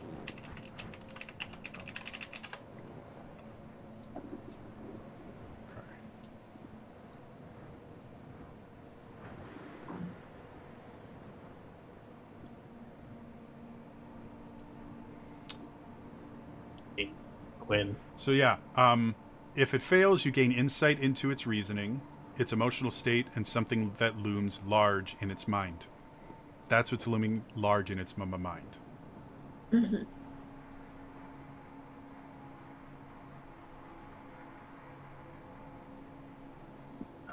I don't know about you guys, but I'm taking a nap. And so, just for clarification, so if I dig any deeper, I wouldn't probably in his unconscious condition. I don't know if I would get more out of it or not. No. Again, Yeah. the only things you find on a fail are insight to its reasoning, its emotional state, Yeah. and something that looms large in its mind. If you were questioning him at the same time, you might be able to force him to think about certain things by directing your questions. But I will mention that he would know as soon as he makes the wisdom save, he knows that you are using magic to probe his thoughts. The only reason he's not confronting you right now is he is currently unconscious.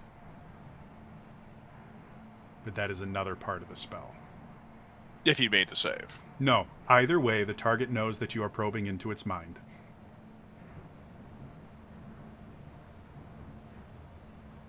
So I will take a page from Oh, yes, sir. Okay. from his book, and I will dismiss my dragon wings and just take a nap. Okay. And again, in the tiny hunt, it is very comfortable. You're able to fall asleep as quickly as you normally would. The hut itself, I believe, only lasts for 8 hours. 8 hours. Yep. So towards the end of your sleep, you will you'll need to wake up a little bit early. But a long rest, you only have to be, sleeping for about 6 hours anyways. So Yeah. for the other 2, you can be doing light stuff. So everyone that wants to, you get the effects of a long rest. Mm. Yay, I heal peanut damage. Oh, and that also means that also means after a long rest, I do another set of rolls. After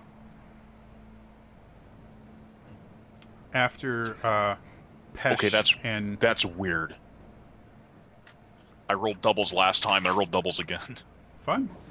After Pesh and Shamir get up, Pesh goes, "Before we get going, my grandfather and I are just going to very quickly look around, see if there's any worm sign or anything else we should be worried about before we have to get going.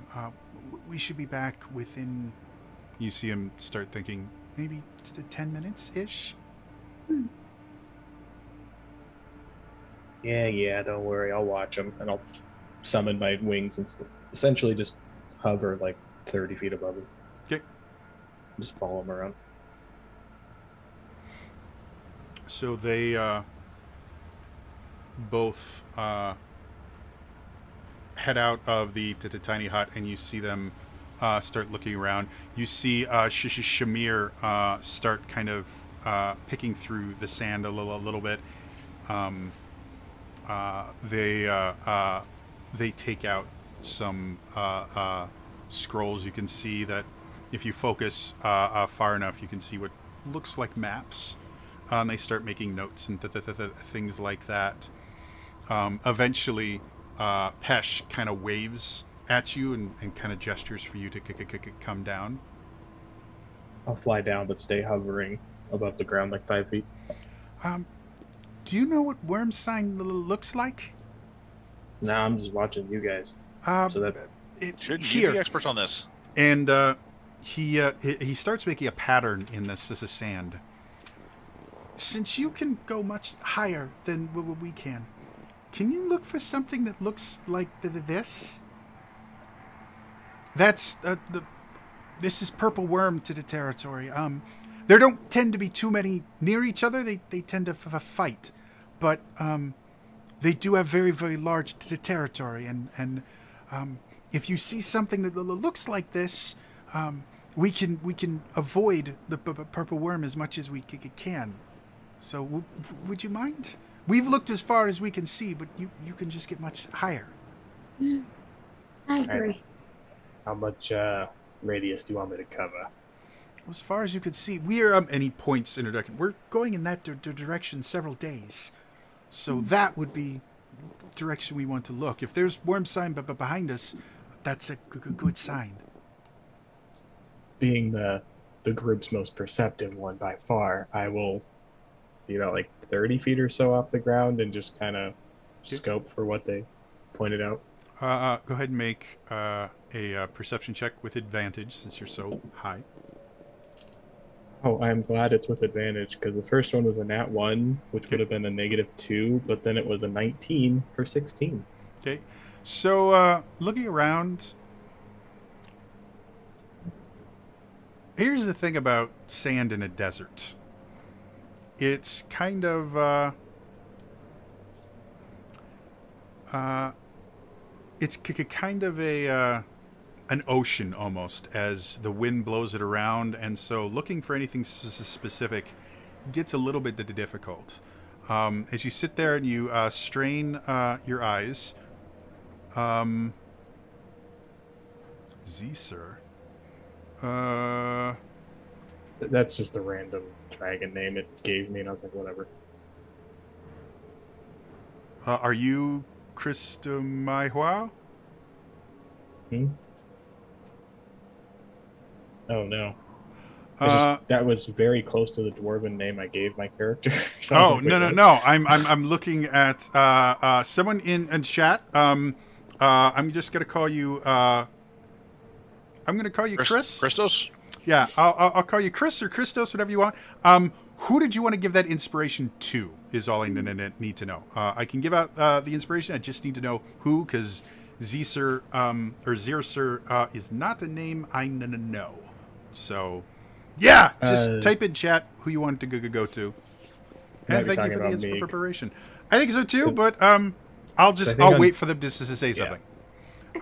Anyway, so as you get higher and higher, and kind of look out, you're not really seeing the thing that he drew, and even if you were to find it, it doesn't.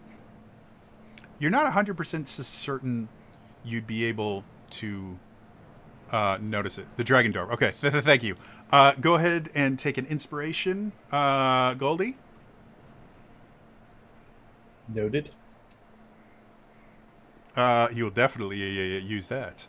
And as you kind of look down, you come back down, and they're not there. Hmm?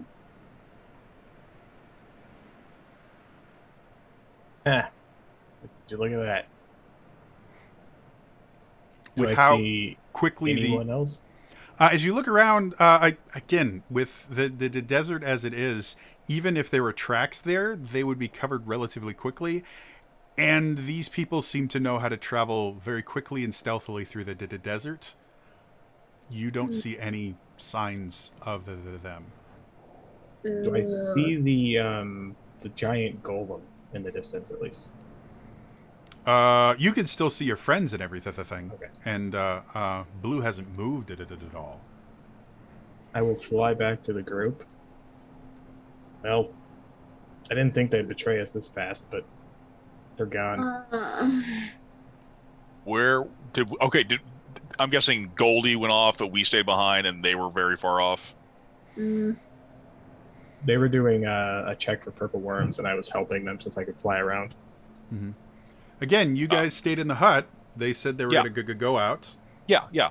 And the only person that went out had a passive perception of -9. So. Okay. Or a passive perception of 9.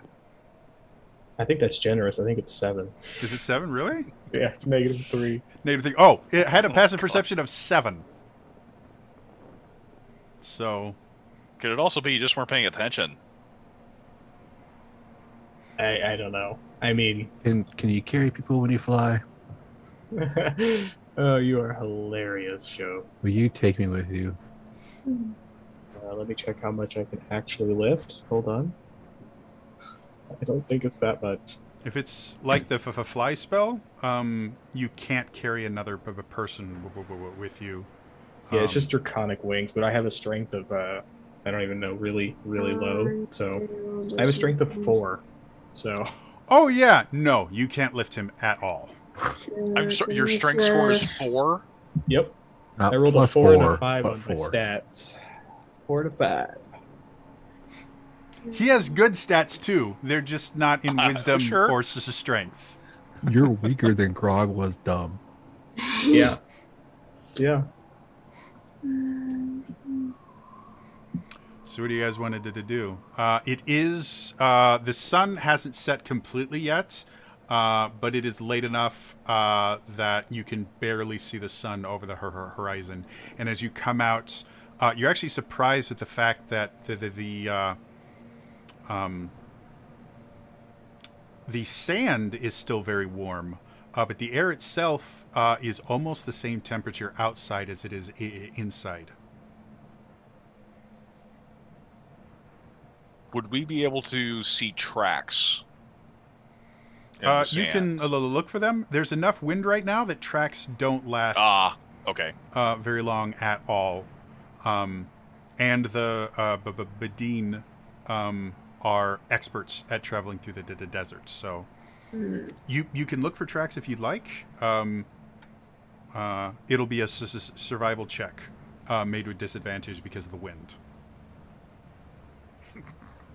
Great. I mean, you guys know what I'm doing, and I go 50 feet up because they mentioned purple worms, and I don't want to be food. Mm-hmm. Yeah, they could like go straight up.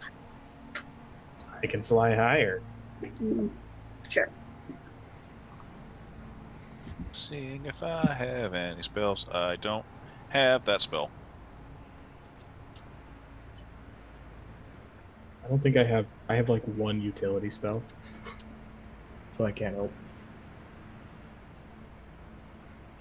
And I didn't do anything to find anything, so I don't know what we're gonna do. Well, I mean,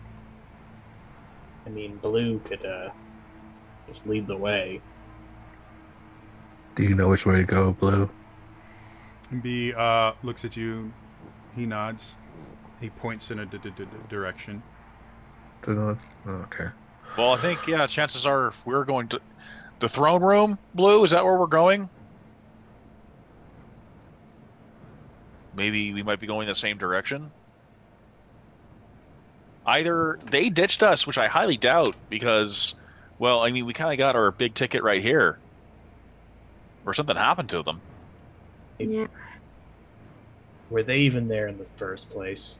Could have been Mirage. This stuff is strong. This stuff isn't that strong.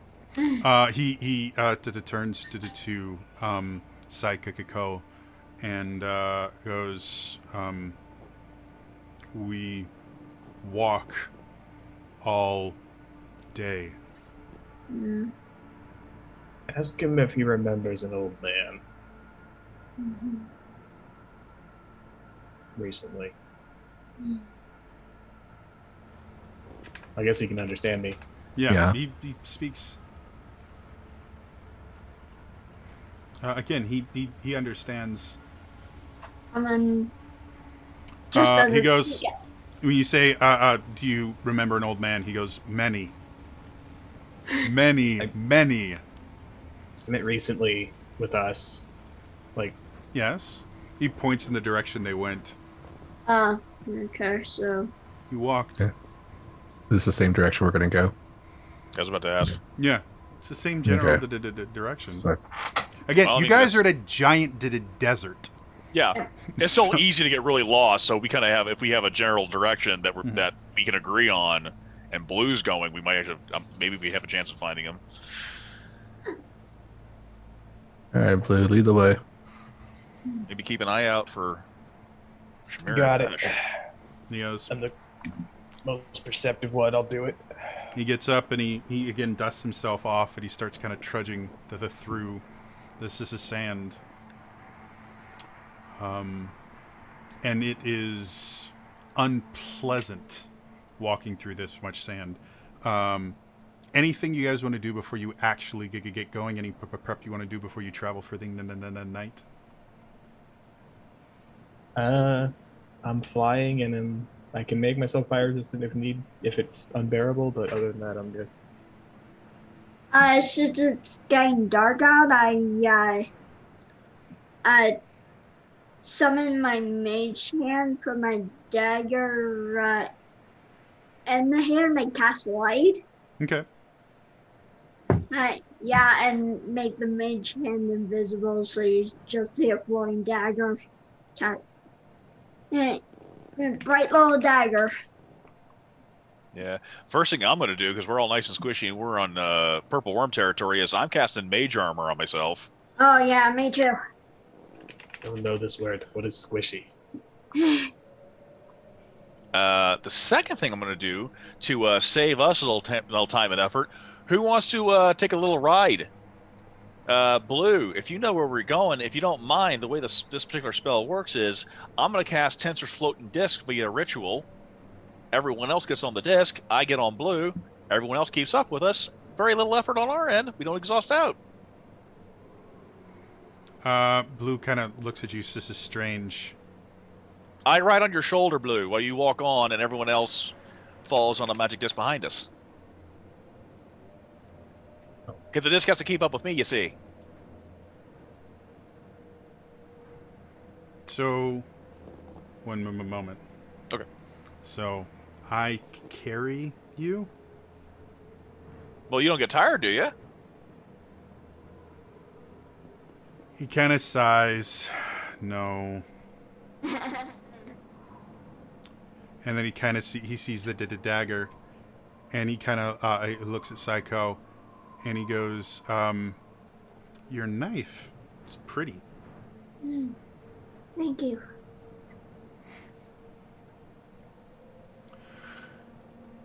And then he just kind of takes a big breath. That's impressive considering he's a golem. Yeah, he has no lungs, but he's very animated. So he takes this big breath of nothing. He goes, and he kind of taps his shoulder. Okay, you're gonna have to lift me up. I'm not that much of a climber. And he grabs you, what up? pops you on the shoulder. Thanks, Biggin. We're gonna get along just fine. Dum, dum, dum. But I would have cast ritual. I would have done the ritual cast before and Tensor Float see. Disc. Everyone else, get on.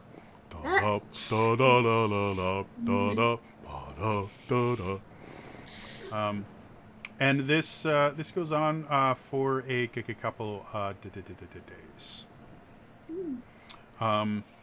As you get closer and closer, you start seeing a cliff face in the distance. And as you get closer, you can start seeing little what looks like caves, but it's still a few days away at this point. And after a few days, you're starting to run a little bit low on water. Go ahead. I was gonna ask Goldie if he'd seen anything along the way. That's rich. I'm presuming you were going aerial occasionally, right? Yeah. Well, I mean, I'm always aerial when I can be because I just have wings. Why not? Go ahead and make me a perception check. Then.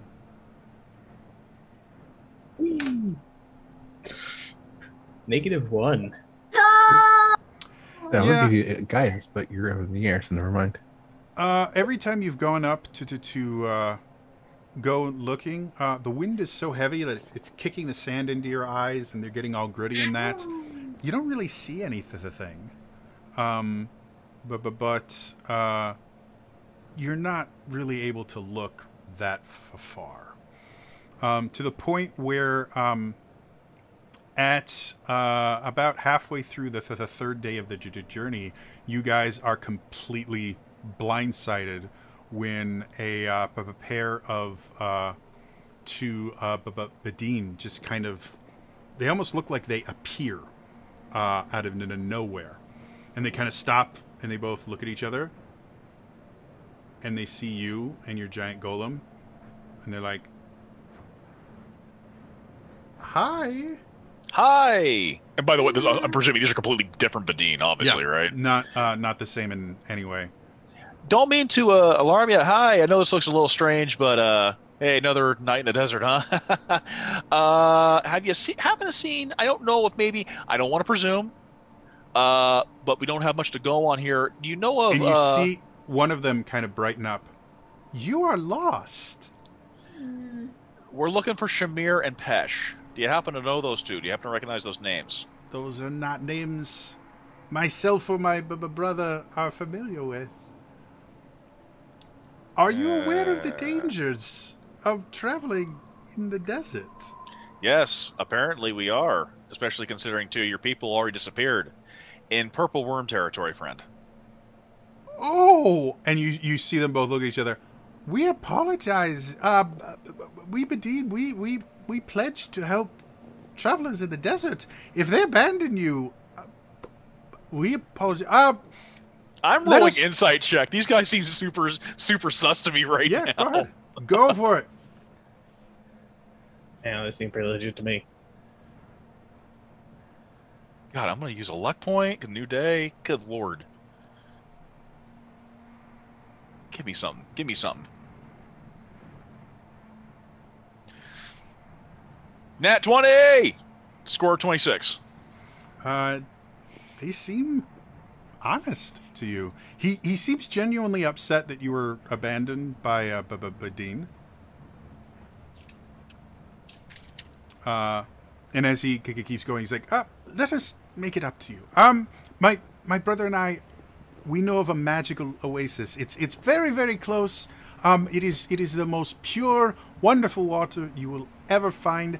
The water itself was blessed by an undine, and the waters themselves, they have magical properties. They will heal you beyond your normal needs. It's really wonderful. It is the very least we can do for one of our own abandoning people in the desert. That is not what the Badine do, unless. Oh, I don't think necessarily we're abandoned, considering where we were going. I don't think two of them would have just up and vanished on them willingly. I'm more concerned about them. Oh, yes, the purple worm, yes. We have not seen any signs of someone losing, and to be honest, we Badine, we know the worm very well. We tend to be able to avoid it, though if it was hungry enough, there would be no sign. Anyway, please, it is a few hours' journey from here. It's much safer there. The worm doesn't go anywhere near it because of the waters. But please, let us be your guides. I look to the others, going, I mean, magical water. we also need to restock. We kind of need supplies. Yes. And I can create water. I don't know if you guys really need it. But this is tasty desert water, show. It's supposed to be magical. I can check it out. Have you ever heard of tasty magical water in a No, desert? which is why I want it. Oh, jeez. I'll fly down and land on Blue's head. You know, I asked him for permission. You're kind of pushing it with the only other person who seems to be friendly to us right now. Also, I got the disc. I got the wings.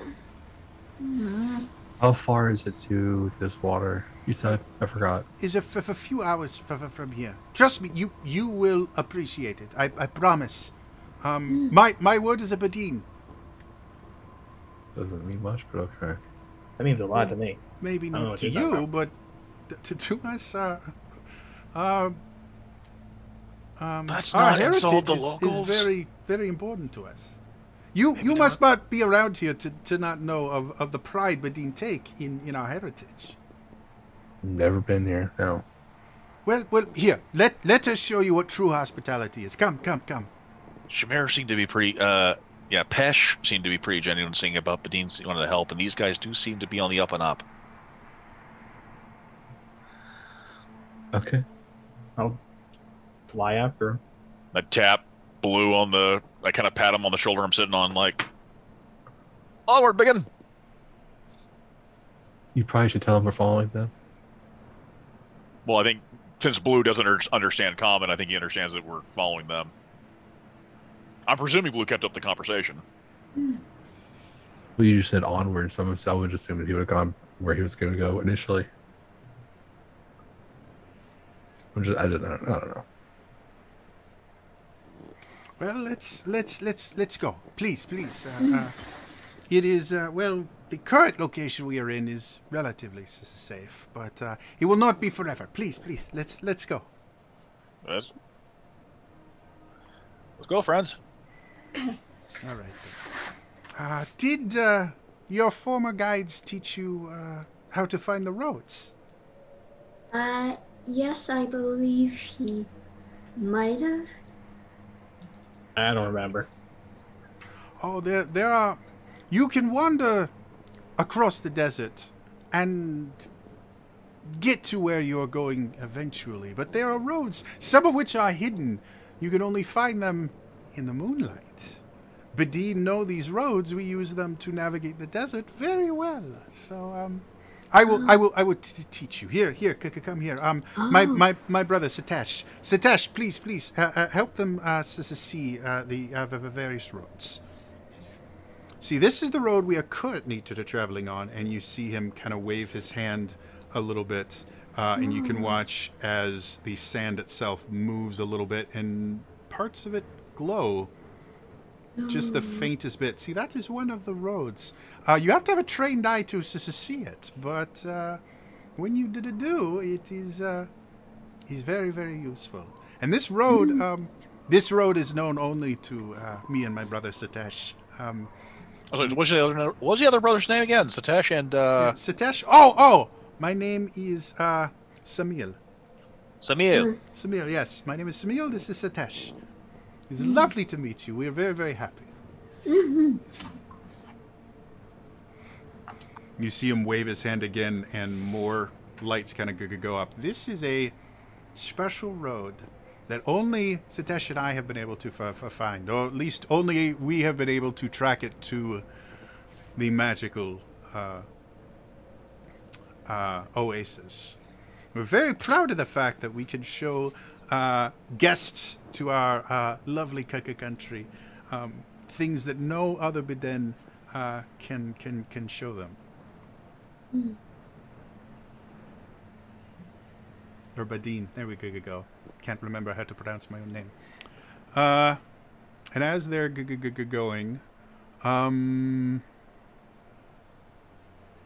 Goldie, can you make me a wisdom save? Oh, That's not good. hold on. I don't know what you're talking about. It seems like a completely normal thing to Yeah, I'm ask. using that chat inspiration. Okay, so 16 minus 3, 13. Gotcha. One moment, please. Dear. I mean, if DPK already. I could.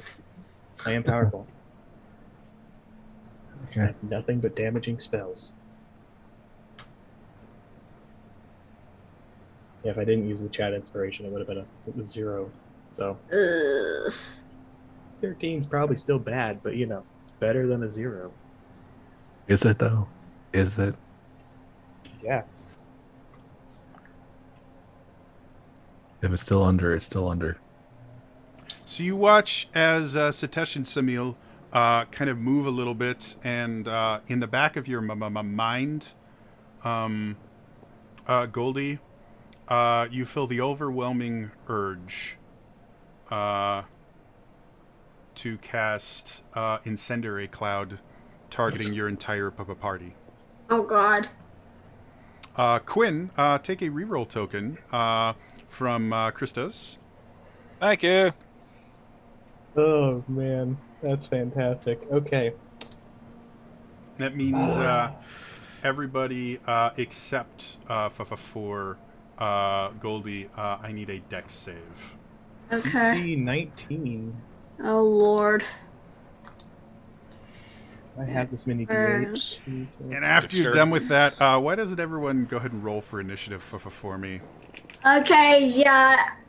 I have that I arranged, so no Jeez. Hey, Okay. no surprise attacks. And, I'm using another luck point. I treat ones as twos, so there's that, guys. let's see. Oh, so if you have fire resistance, I ignore it. Just FYI. Let me double check I took that feat. Hold on. I should have. When my character's all about fire. Yeah, okay. Quinn, you got a roll for me? Total of 17. All right. Psycho? I'm rolling it right now. 17. Cool. Goldie?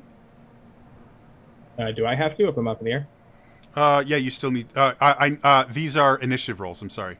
Oh, sorry. Oh. Were those dex saves or initiative rolls? Oh, those are dex. I thought you Okay, had no, dex that's save. perfectly fine. So you fail. Psychos fails. Goldie, you don't need it. Show, did you roll a dex save already? Yes, I rolled a 28, 28. and I have the evasion. Crazy monk shit.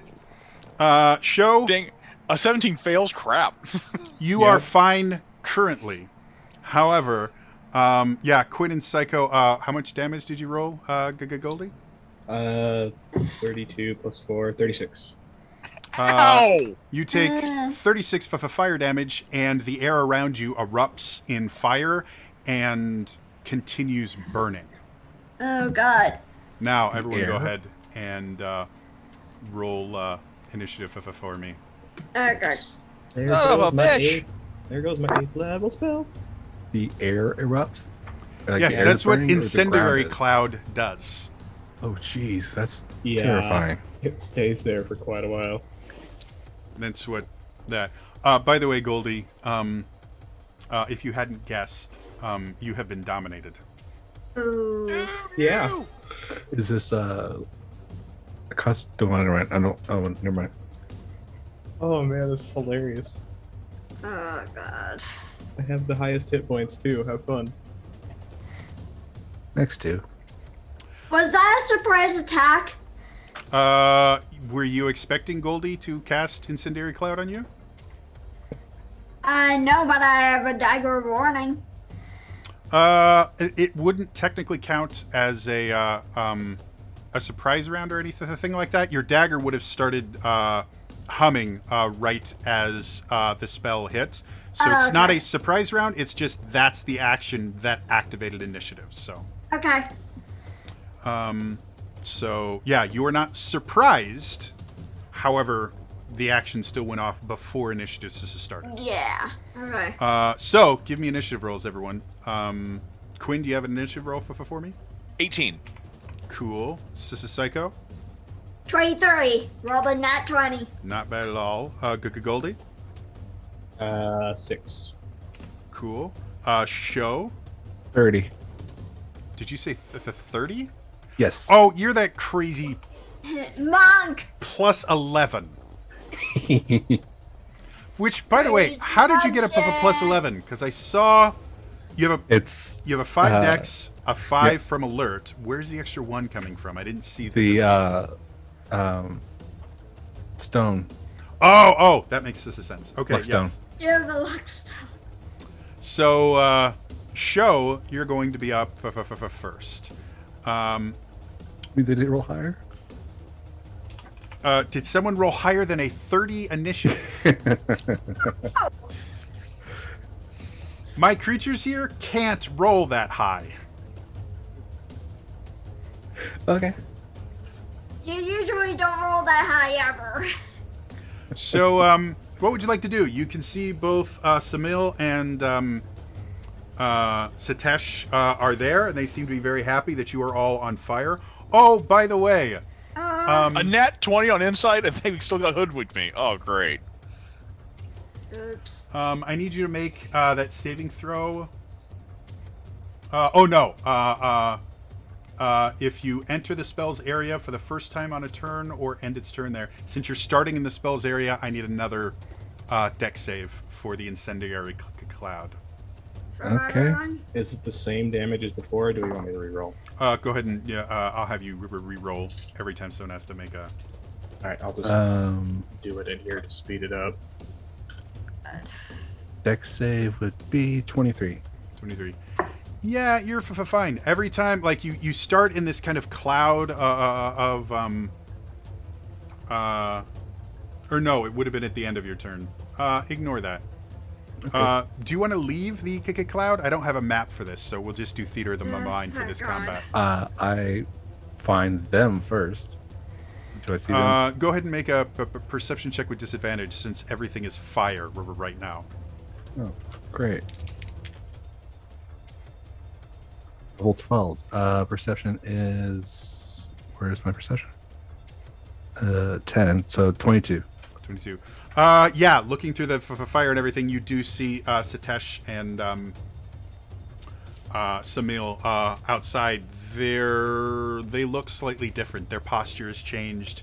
They have a more kind of evil look in their eye, but they seem very pleased that all of you are on fire. Are they... They're about 15 feet outside of the cloud. So from where you are right now, they're about 40 feet away. Cool. I got 50 feet of movement, so I'm running straight for them. And on my way there, I'm going to cast... wrong section for spells. Here we go. Do I want to do this now? Yeah, I'll do it now. I'm going to cast Mirror Image right as I exit. So there are now 4 of me. And I'm going to encircle... Are they're like right next to each other? There's about 10 feet in between them. Well, okay, so I'll start encircling them. And I'm going to take the patient defense. Okay. Sorry. What were you doing as your action? I think I missed that. Mirror image. Oh, so there's now multiple of you. There's 4 of me, yes. 4 of you. Cool. Okay. No, that's fine. So they see you kind of spread out.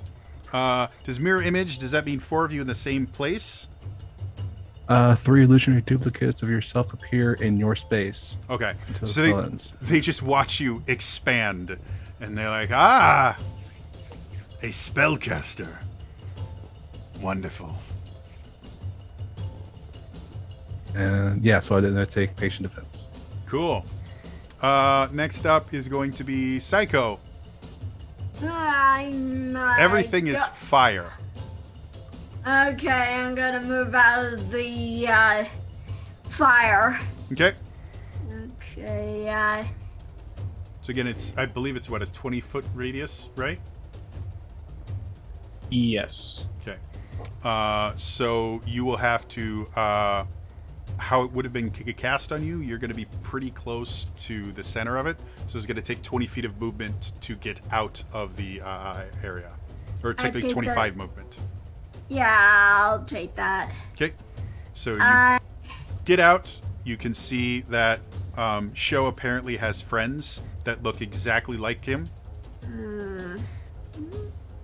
And your 2 guides look slightly more menacing than they did before.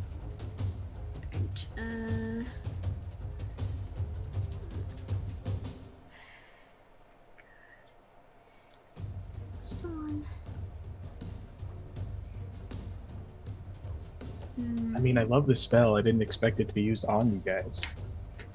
I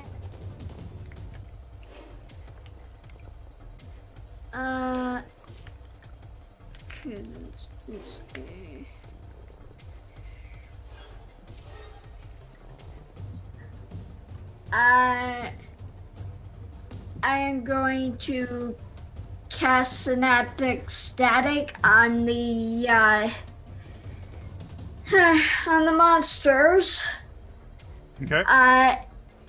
It is a 20-foot radius, so I would like to avoid hitting my friends. Definitely doable. What level spell is that? 5th. 5th. Cool. So as you sit there conjuring your magical spell, you release it, and they kind of giggle at you.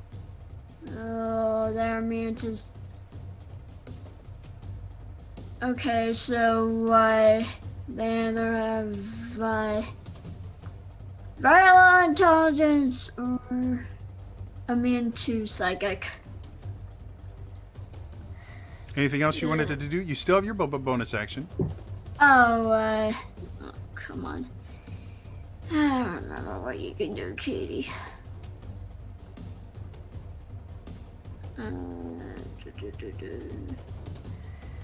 As a,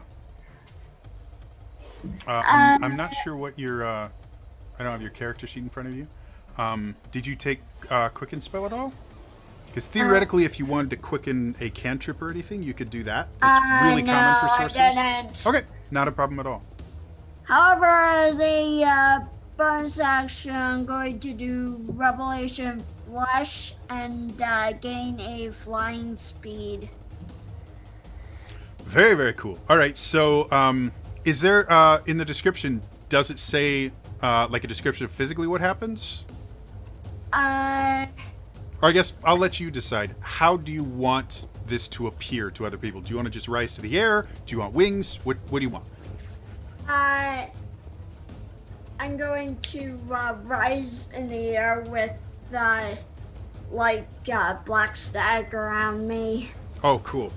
So you, the only one that can currently see this is Goldie. But Goldie, you watch as she kind of, after she sits there and you see her kind of shoot out this wave of psychic energy that they just kind of giggle at. You see her kind of you see him get angry, and he puts his arms to the side, and you see this kind of black static start shooting everywhere, and he rises into the air. How high? Let's see. Theoretically, you have 5 feet of movement left. I'll rise that 5 feet. Okay. So it kind of floats in the air now with all this black static everywhere. It is their turn. Oh, good. Good lord, everyone's higher than me. I roll pretty good. Jeez. Yeah, these two did pretty well.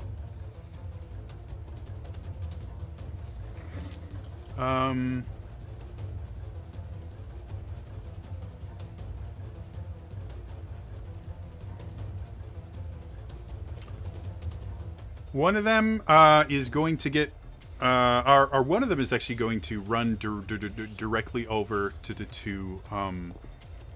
show, and you see him kind of reach down, and you see his bare hand coming, and he just comes like clawing at you. Do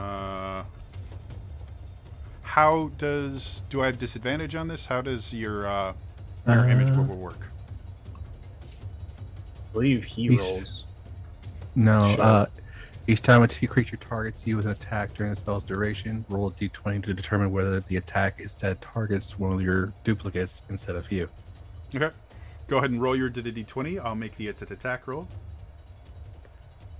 Well, that was really good. Does a 12 hit your duplicate? Well, I think it's just against my AC, Yeah, right? all your duplicates will share your AC. So. Oh, no. Duplicate's AC equals 10 plus your dex, so mine's 15. 12 still doesn't make it. Yeah. He makes another claw attack at you. This time it's a 19. Go ahead and roll to see if it hits you or your duplicate. Roll to... Yeah, it's the... You must roll 6 or higher to change the attack's target to a duplicate. Yeah, so you hit the duplicate. Okay, so he comes over, he takes one slash at you, misses you completely, takes another slash and completely wipes out the duplicate. And as it interacts with the duplicate, you could see what looks like claws and fur on his hand the brief instance that it interacts with the duplicate. Oh, no! But something was strange about the hand itself. Yeah. Oh, good. Go ahead and roll me a perception check. I'll pass. Perception. 22. The thumb is on the wrong side. Crap! Yeah. Next up, the other one seems to be preparing some sort of a spell. That was Sitesh ran over to it to attack you. Salim seems to be preparing some sort of spell. Quinn, what you want to do? Okay, seeing as how I know that Goldie here just did some really bad stuff. So first off, I got to get out of the cloud, right? Yes, you are surrounded by fire. Yeah, so before I don't want to keep burning, so I need to get out. Is 25 feet movement enough for me to get out of this since I'm on blue? That will take you right outside. Okay, so I can get out of the cloud safely and okay. All right. Goldie, you have had the spell Long Strider cast on you. Huh? I am faster in the air. The It's like 10 feet, I believe. the gods, I believe it's to 10. Oh, what did chat do? The Gave you Long gods Strider. have blessed you with the ability to move faster than normal. So, since I know we're kind of playing fast and loose here, but I want to make sure, if I know, I can surmise what's going on here, and I know Goldie attacked us, and it would have had to have been from this chicanery. Would Dispel Magic snap him out of it? I'm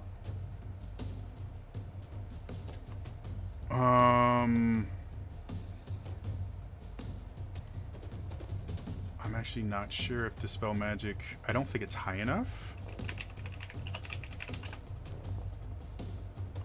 I'd cast pretty high. Let me see what it is. Oh, you'd need to make an ability check to see if it actually did it. If it actually worked. I'm gonna say that's a little bit well. Well, I mean, he attacked us. I know there's only a reason why. There's only so many reasons why my own party member would attack us. Yeah. Immediately going to Dispel Magic. Let's just have you roll just a flat intelligence check to see if you can put everything together. Because right now you don't even know who cast the spell. You know that you're. Do I not know he did it?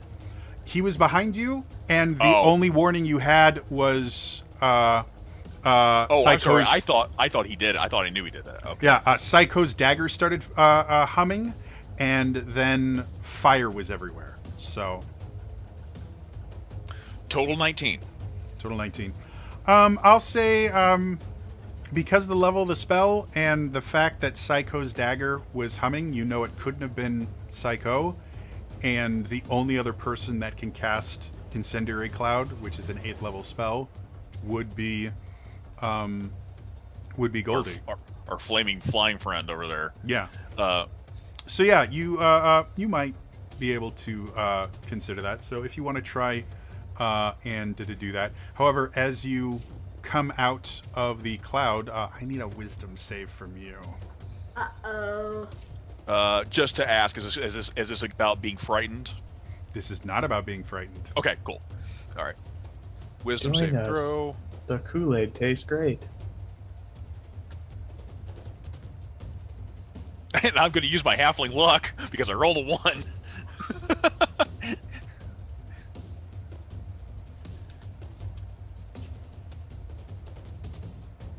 Hey, and I'm going to dip into the reroll the chat was nice enough to give me. Oh my god.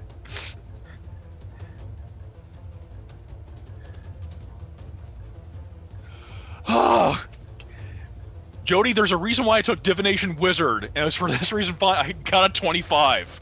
25. Cool.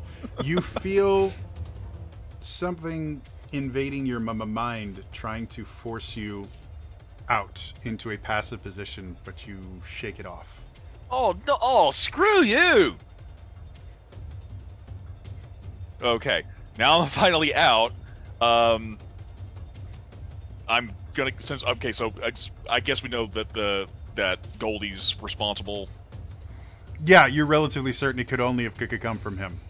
All right, I'm good and pissed. Screw this. 8th level dispel magic. I don't think you could actually cast, or I don't Yeah, think I it can. actually. D&D Beyond, I have. Oh, I just can't yeah, learn no, there beyond. it I is. can't No. learn beyond a certain spell.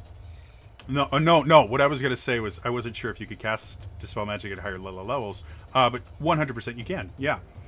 Yeah. As you cast your 8th level dispel magic, you feel the grip on your mind slowly receding.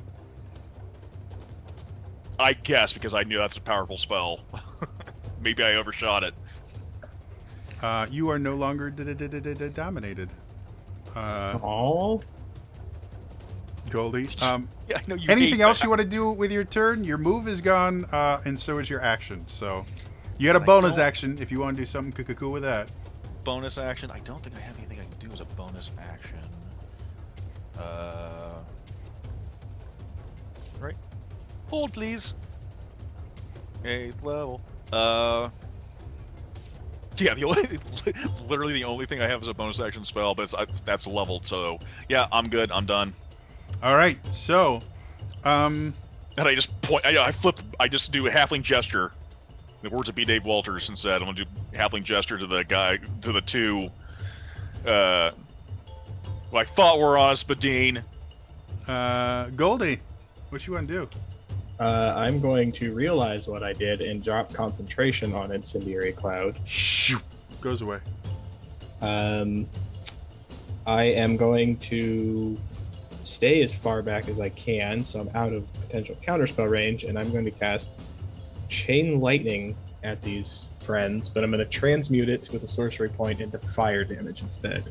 Okay. What level is Chain Lightning?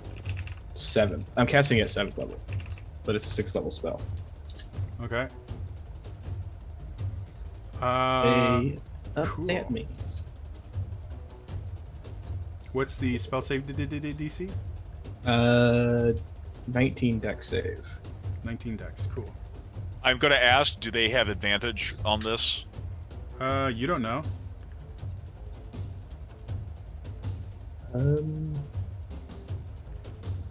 10, 16, 22, 29. I'm sorry. What was the 30, DC again?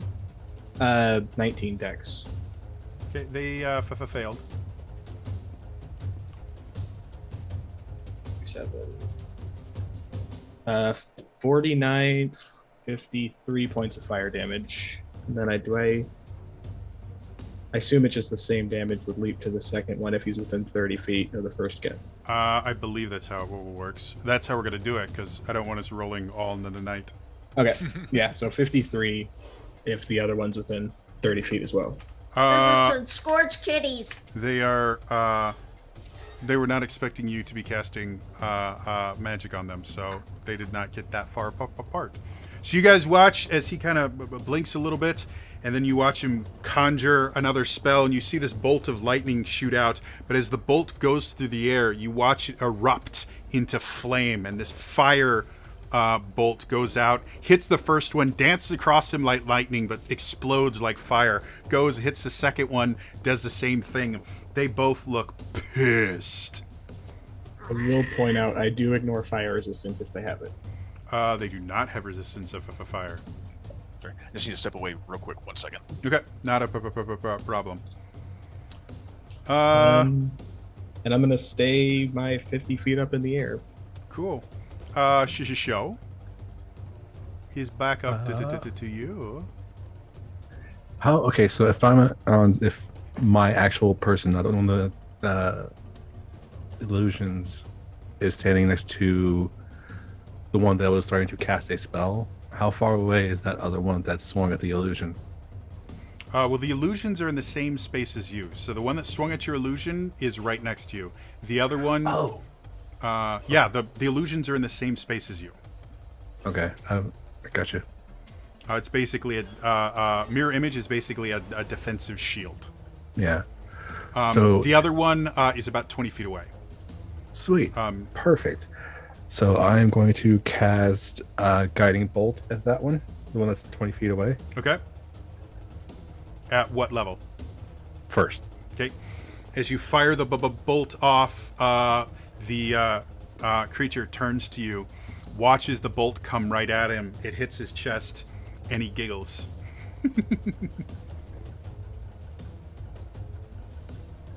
Well, I guess that won't work. We'll find them.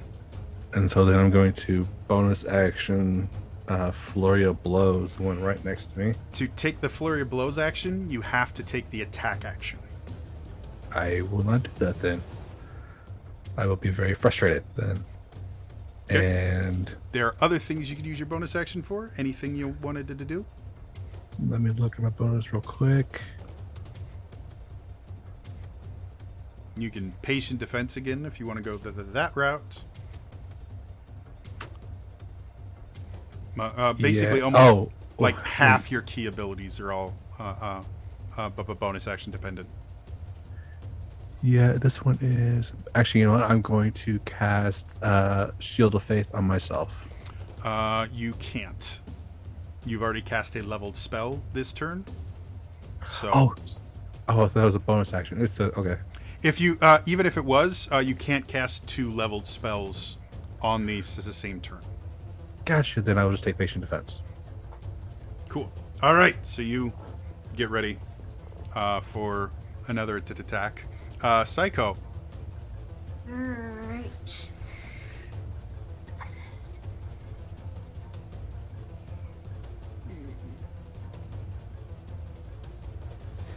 Alright. I'm gonna do something interesting. I'm gonna cast Whole Monster at 7th level.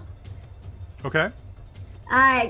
Targeting both of them. DC at Wisdom DC 18. Okay.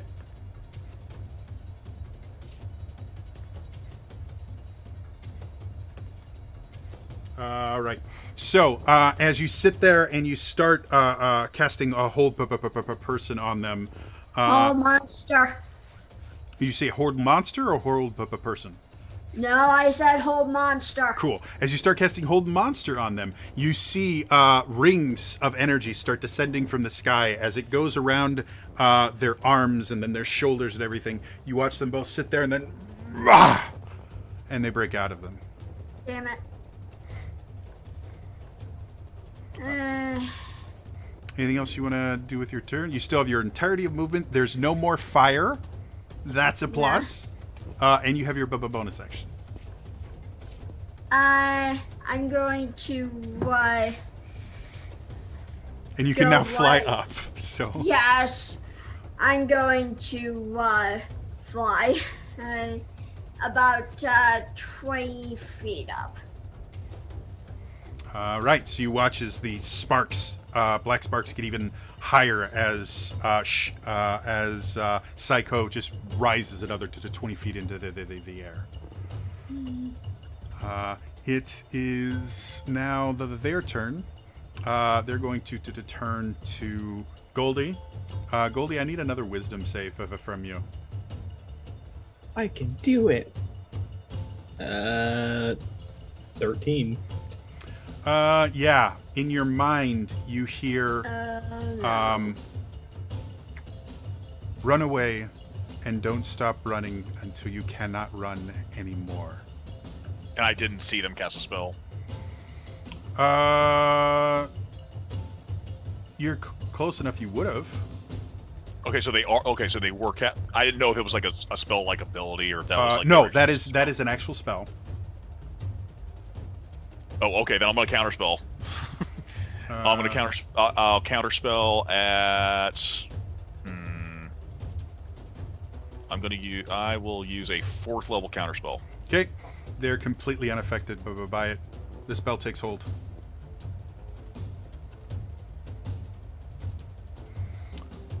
So I'm sorry. I'm sorry. Did the counterspell work, or are you saying that their spell worked? Their spell worked. There's. I don't. Oh, it doesn't even roll for it.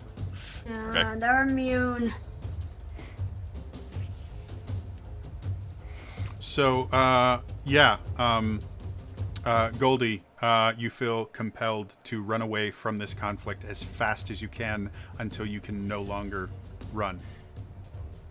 That's about right. He's got long strider. Oh, Yabbers!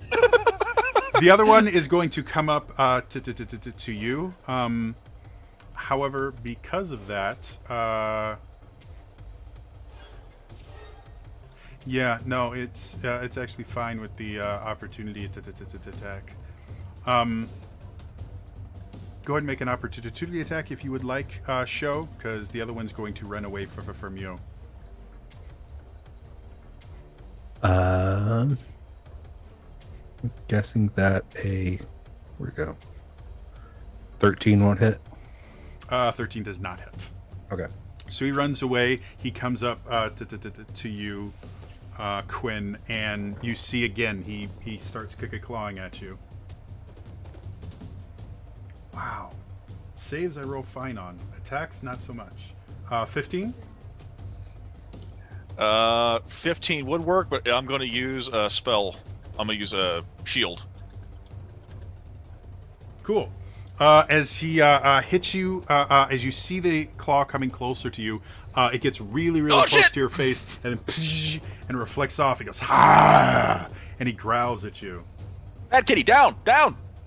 He's gonna take another swing at you, though. My AC is now 20 right now. Well, his attack is 24.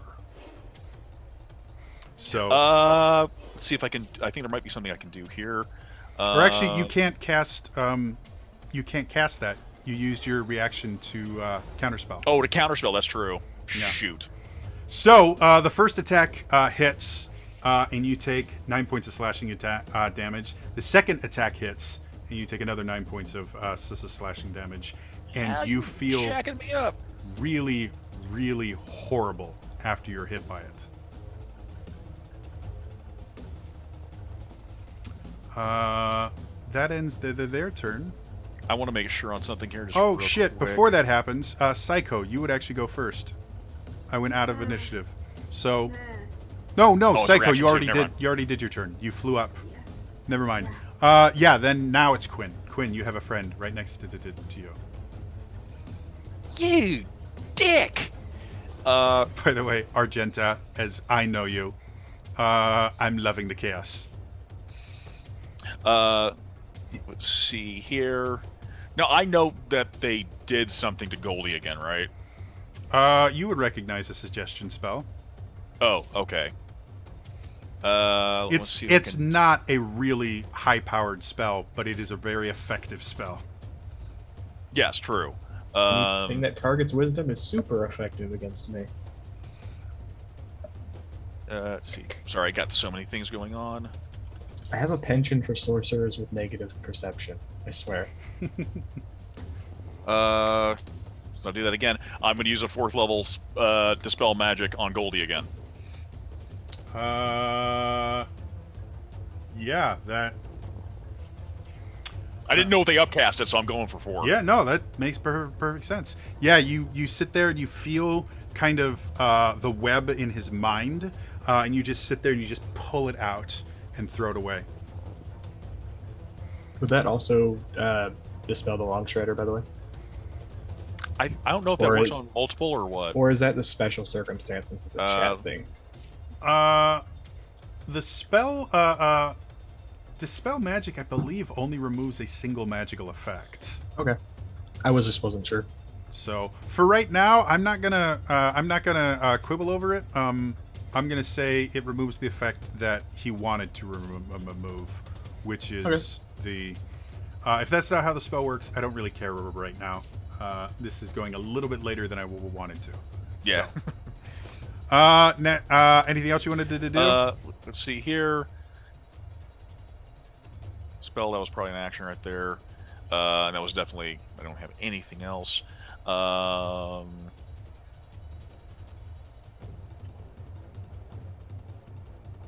And just for clarification... Oh, I'm also sorry. I just to ask, is Blue doing anything during all this? Blue is standing by watching. Oh, okay. Do I get the sense that he needs to be given an order, or? He doesn't seem to be interested in combat at all. Okay, I was wondering if I should like give him a command or something, but I'm not sure what they'll be wasting my turn. But you know, And you can to try it. You're not 100% certain. Well, I'm getting the holy crap smacked out of me, and this dude came right up on me, right? I'm going to. And there's no. I'm sorry. This is theater of the mind. Is there anyone else near me? You just had the rock Shishashasa. Psycho is 20 feet, 25 feet in the air. Goldie is like 50 feet in the air. Okay. If I can, I'm going to risk it because I know I can't do an attack of opportunity, but I might have a reaction if I have to pay off. I'm going to run and hide behind Blue. Okay. Yeah, it's going to take a swing at you. That's pretty low. 13? Nope, you missed because I got my mage armor up. When did you cast mage armor? Is that Earlier last that day. Oh wait, no. Mage armor lasts for 8 hours. 8 hours. I was thinking it was an hour. Okay, no, that's fine. Cool. Yeah, it kind of ding right off your mage armor. Flipping him off as I'm running. Helping Jester! I'm gonna duck behind Blue. We'll try to say, like, since I talk as a free action, hey Blue, you want to like help us out here, buddy? They're trying to do bad things to us. He just kind of looks at you. Smack him. Goldie. That's my turn. Since I, as a player, know what these are, but Goldie probably has no clue, I am going to stick to my guns and just cast Firebolt. I know the outcome, but... Okay. So you conjure up a bolt of fire, you fire it at them, it hits his skin and nothing. Well, didn't you do a fire spell to him earlier? Yeah. Yes. But it was Goldie not doesn't know. Firebolt. It was a different spell, which had a different result. Okay. He cast a cantrip. I see what you're saying. Okay. And then I'll fly up another 25 feet just because I don't like these guys. Gotcha. Goes back to the top. Show what you wanted to do. How far is Quinn from me where I'm at? Let's say 30 feet to make things just as simple. Okay.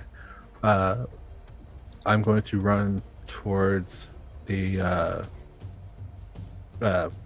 annoying people. Okay. On my way over there, I'm going to cast Healing Word at Bless Quinn. you. Okay. Go ahead and make your roll.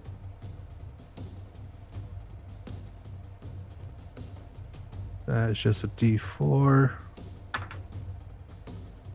Oh, that is, so you get 6. So you feel slightly I'll take better whatever I get. as he comes forward and you hear him utter some words of power, and some of your wounds start to mend themselves. And then I will go to whichever one's nearest and make 2 strikes. Cool. One is a 22, one's a 23. Both of those hit. Go and roll the damage.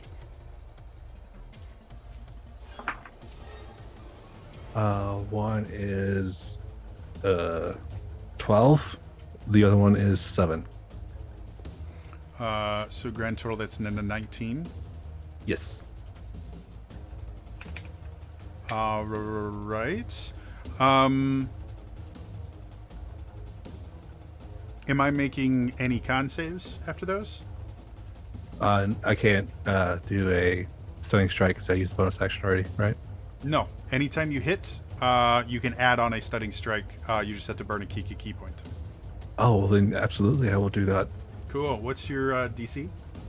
It is a 17. Okay.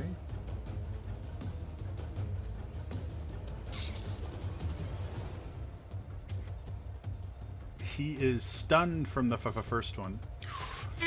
Go ahead and roll one more d20, because you would have had advantage on the second attack, and we'll just see if you can get a crit. No, that was a 4. Okay, yeah, doesn't matter then. So he seems stunned. Sweet. And that's where I'm at. My duplicate. I still have 2 duplicates. All right. Psycho. I'm sorry, just to ask, I'm sorry, did you roll a 1 in your attack, or was it show? Huh? When you attacked and you rolled low? No, it that was a 4. Oh, Yeah. okay. Are the Rakshasas still, like, relatively close? Within about 20 feet. Of each show other. Show how confident are you in your deck saves? Really? Let's put it this way. He hasn't been touched yet. And he's made 3? Pretty messed up. Monks are awesome. There's a reason I play Mama Monks. Yeah. I love them. 3 words. 8th level fireball. Oh, Jesus. Very cool. What's your spell save? 18. 18. Cool. Doesn't Holy someone crap. at disadvantage against deck saves? Disadvantage from what? What would cause them to have disadvantage? Stun. Oh, stun? Oh, that's true. One of No. them got stunned, right? It's an hour fail, isn't it? Stun is an auto fail. Yeah. Because you're Yeah. incapacitated. You auto fail your deck saves. So one of them is just going to fail. The other one, however, I'll roll the second time, doesn't matter. The other one makes this as a save. I was sorry. I was gonna. Can I use a portent? Oh, that's fine. I'll give him a 6 Give him on a his 6. roll. Cool. Yeah, apparently they both fail their saves. 44, Maximum pettiness. 44? 44 points of fire damage. Okay. So as you sit there and you conjure this massive fireball, you throw it out. Real quick, Show, how'd you do? I rolled 23. 23. So Yeah, Show you're takes fine. full damage just because. I'm just watching Show with his multiple clones around here. The fireball comes and he just throws down smoke and psst, explosion, and then he's just there. He's got a daiquiri. Just that Dragon Ball Z. There's no way he survived that. And the disperses. What? So you conjure this massive fireball, you shoot the explosion, you hear one of them scream in pain and agony as he writhes, and you watch as the illusion drops. You can see this strange feline creature with its fur burning as he goes, and it kind of melts and discorporates. The other one screams, and you watch as the illusion fades as well, as its fur is matted to its skin, burnt and scarred. You can see one of its eyes is now burnt shut. It looks really, really rough. Anything else you wanted to do? Nope, I'm good. Then the other one goes, "You'll pay for what you did to my brother!" And he makes this massive gesture and casts a spell and Counterspell. what level? Okay, let's see what I got here. He's kind of booking it. I am so petty. I'm casting 7th level. 7th level counterspell.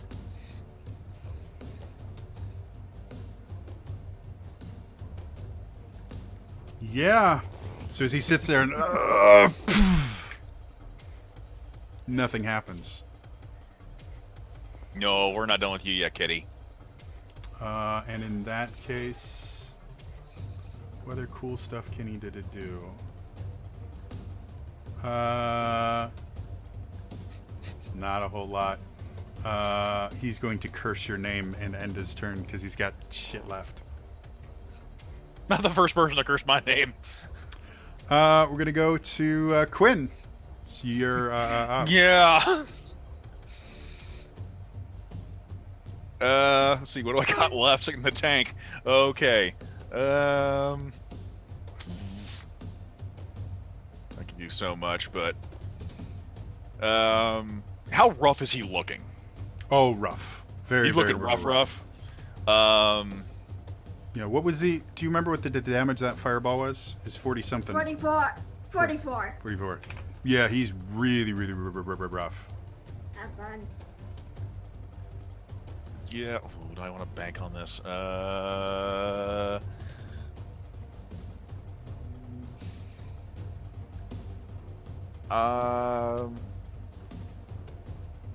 Make me a. I'm gonna cast Tasha's Caustic Brew.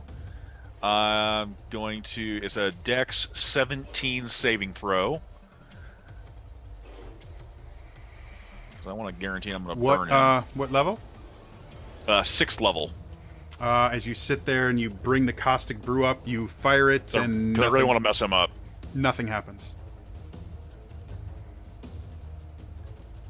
Oh, nothing happens? Nothing happens. Great. 7th level or higher. In my brain, I thought it was 6th level, but I was trying to like actually just work out like what I really wanted to risk burning him down on. Because I was working backwards to justify it. Theoretically, else I think that's the first 6th level spell cast on him, so you guys didn't know if Yeah. it was 5th or 6th level. Alrighty, you jerk. I don't think there's anything else I can do. Yeah, so that's it. All right then. That's gonna bring us to Goldie. What you want to do, go Goldie? Since I have long strider, can I fly to where I'm directly above Oh, this right. Yeah, creature? easily.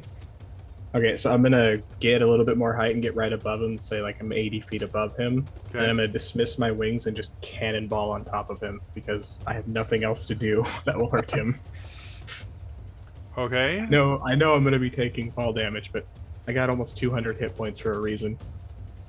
Roll 8d6 fall damage. I've never seen offensive fall damage used before by Right? the person himself. That's amazing. 35. 35. Is that magical fall damage? Oh shit! I forgot about that. Oh no! See, Goldie doesn't know that. I'm just having fun. You Come know, on, roll rule of cool, and he's dead anyways. You come down like Zangief on top of him. How do you want to do this? Yeah. I just want to fall because I know it's not fast enough to make him pace. I just want him to like crack. This crack is the this neck. is a killing blow. However you want it.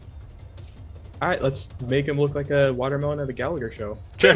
Oh, So you guys watch as Goldie comes over, wearing his gold accoutrement.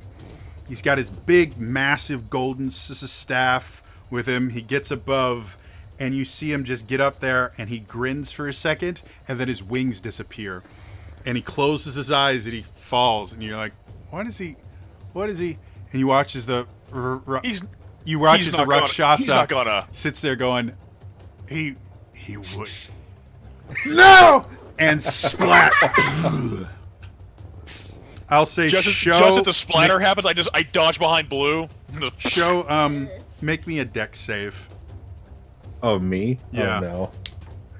Okay. Call me Monk. You got a pretty good shot. Yeah, I know, but I don't want to be covered in. Oh, are you freaking kidding me? Really? Would you roll? What do you think? 1. You did a nat one? Yeah. And that one. Splat! I Covered think in I think formerly about using- Rakshasa. I think about using Bountiful Luck, and I'm like,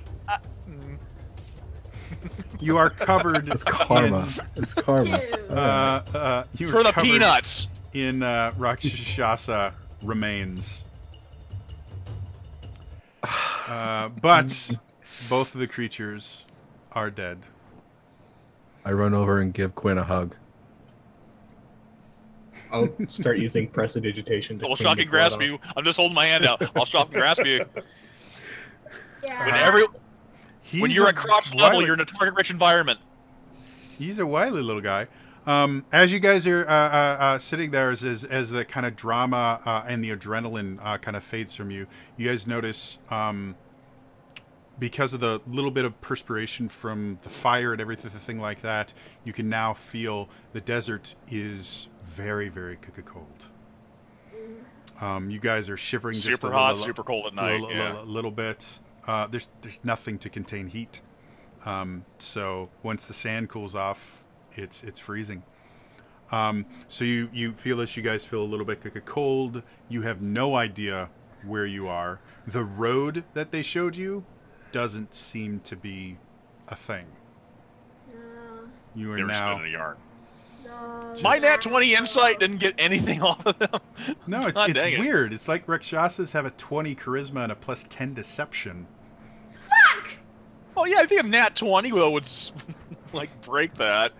No, they rolled higher than you. So, unfortunately, with skills checks, nat 20 doesn't mean auto hit or anything like that. It's still going to be based on the numbers, and they just rolled higher than you. 20 should do it. That's how it works. This is high level D&D. High level D&D, and you killed a baddie with a cannonball. You butt slammed the baddie. Anyway, folks, thank you all for hanging out. That is where we are going to end it for tonight. As always, if you missed any of the episode, you can find them all on my YouTube channel. It's youtube.com/Trainer Jody. Next week, I will be running Legend of the Three Kingdoms. So definitely tune into that. They finally have the party back together. So you can see them decide what they're going to do next to kill my world's version of Dracula. Oh God. So check that out. And then in 2 weeks, we will be returning, hopefully, with our fifth member. So, yeah, otherwise, again, that's all for me today. I'll see you guys in the next time. All right? Thanks for watching. Thank you for the incentives and helps. Bye.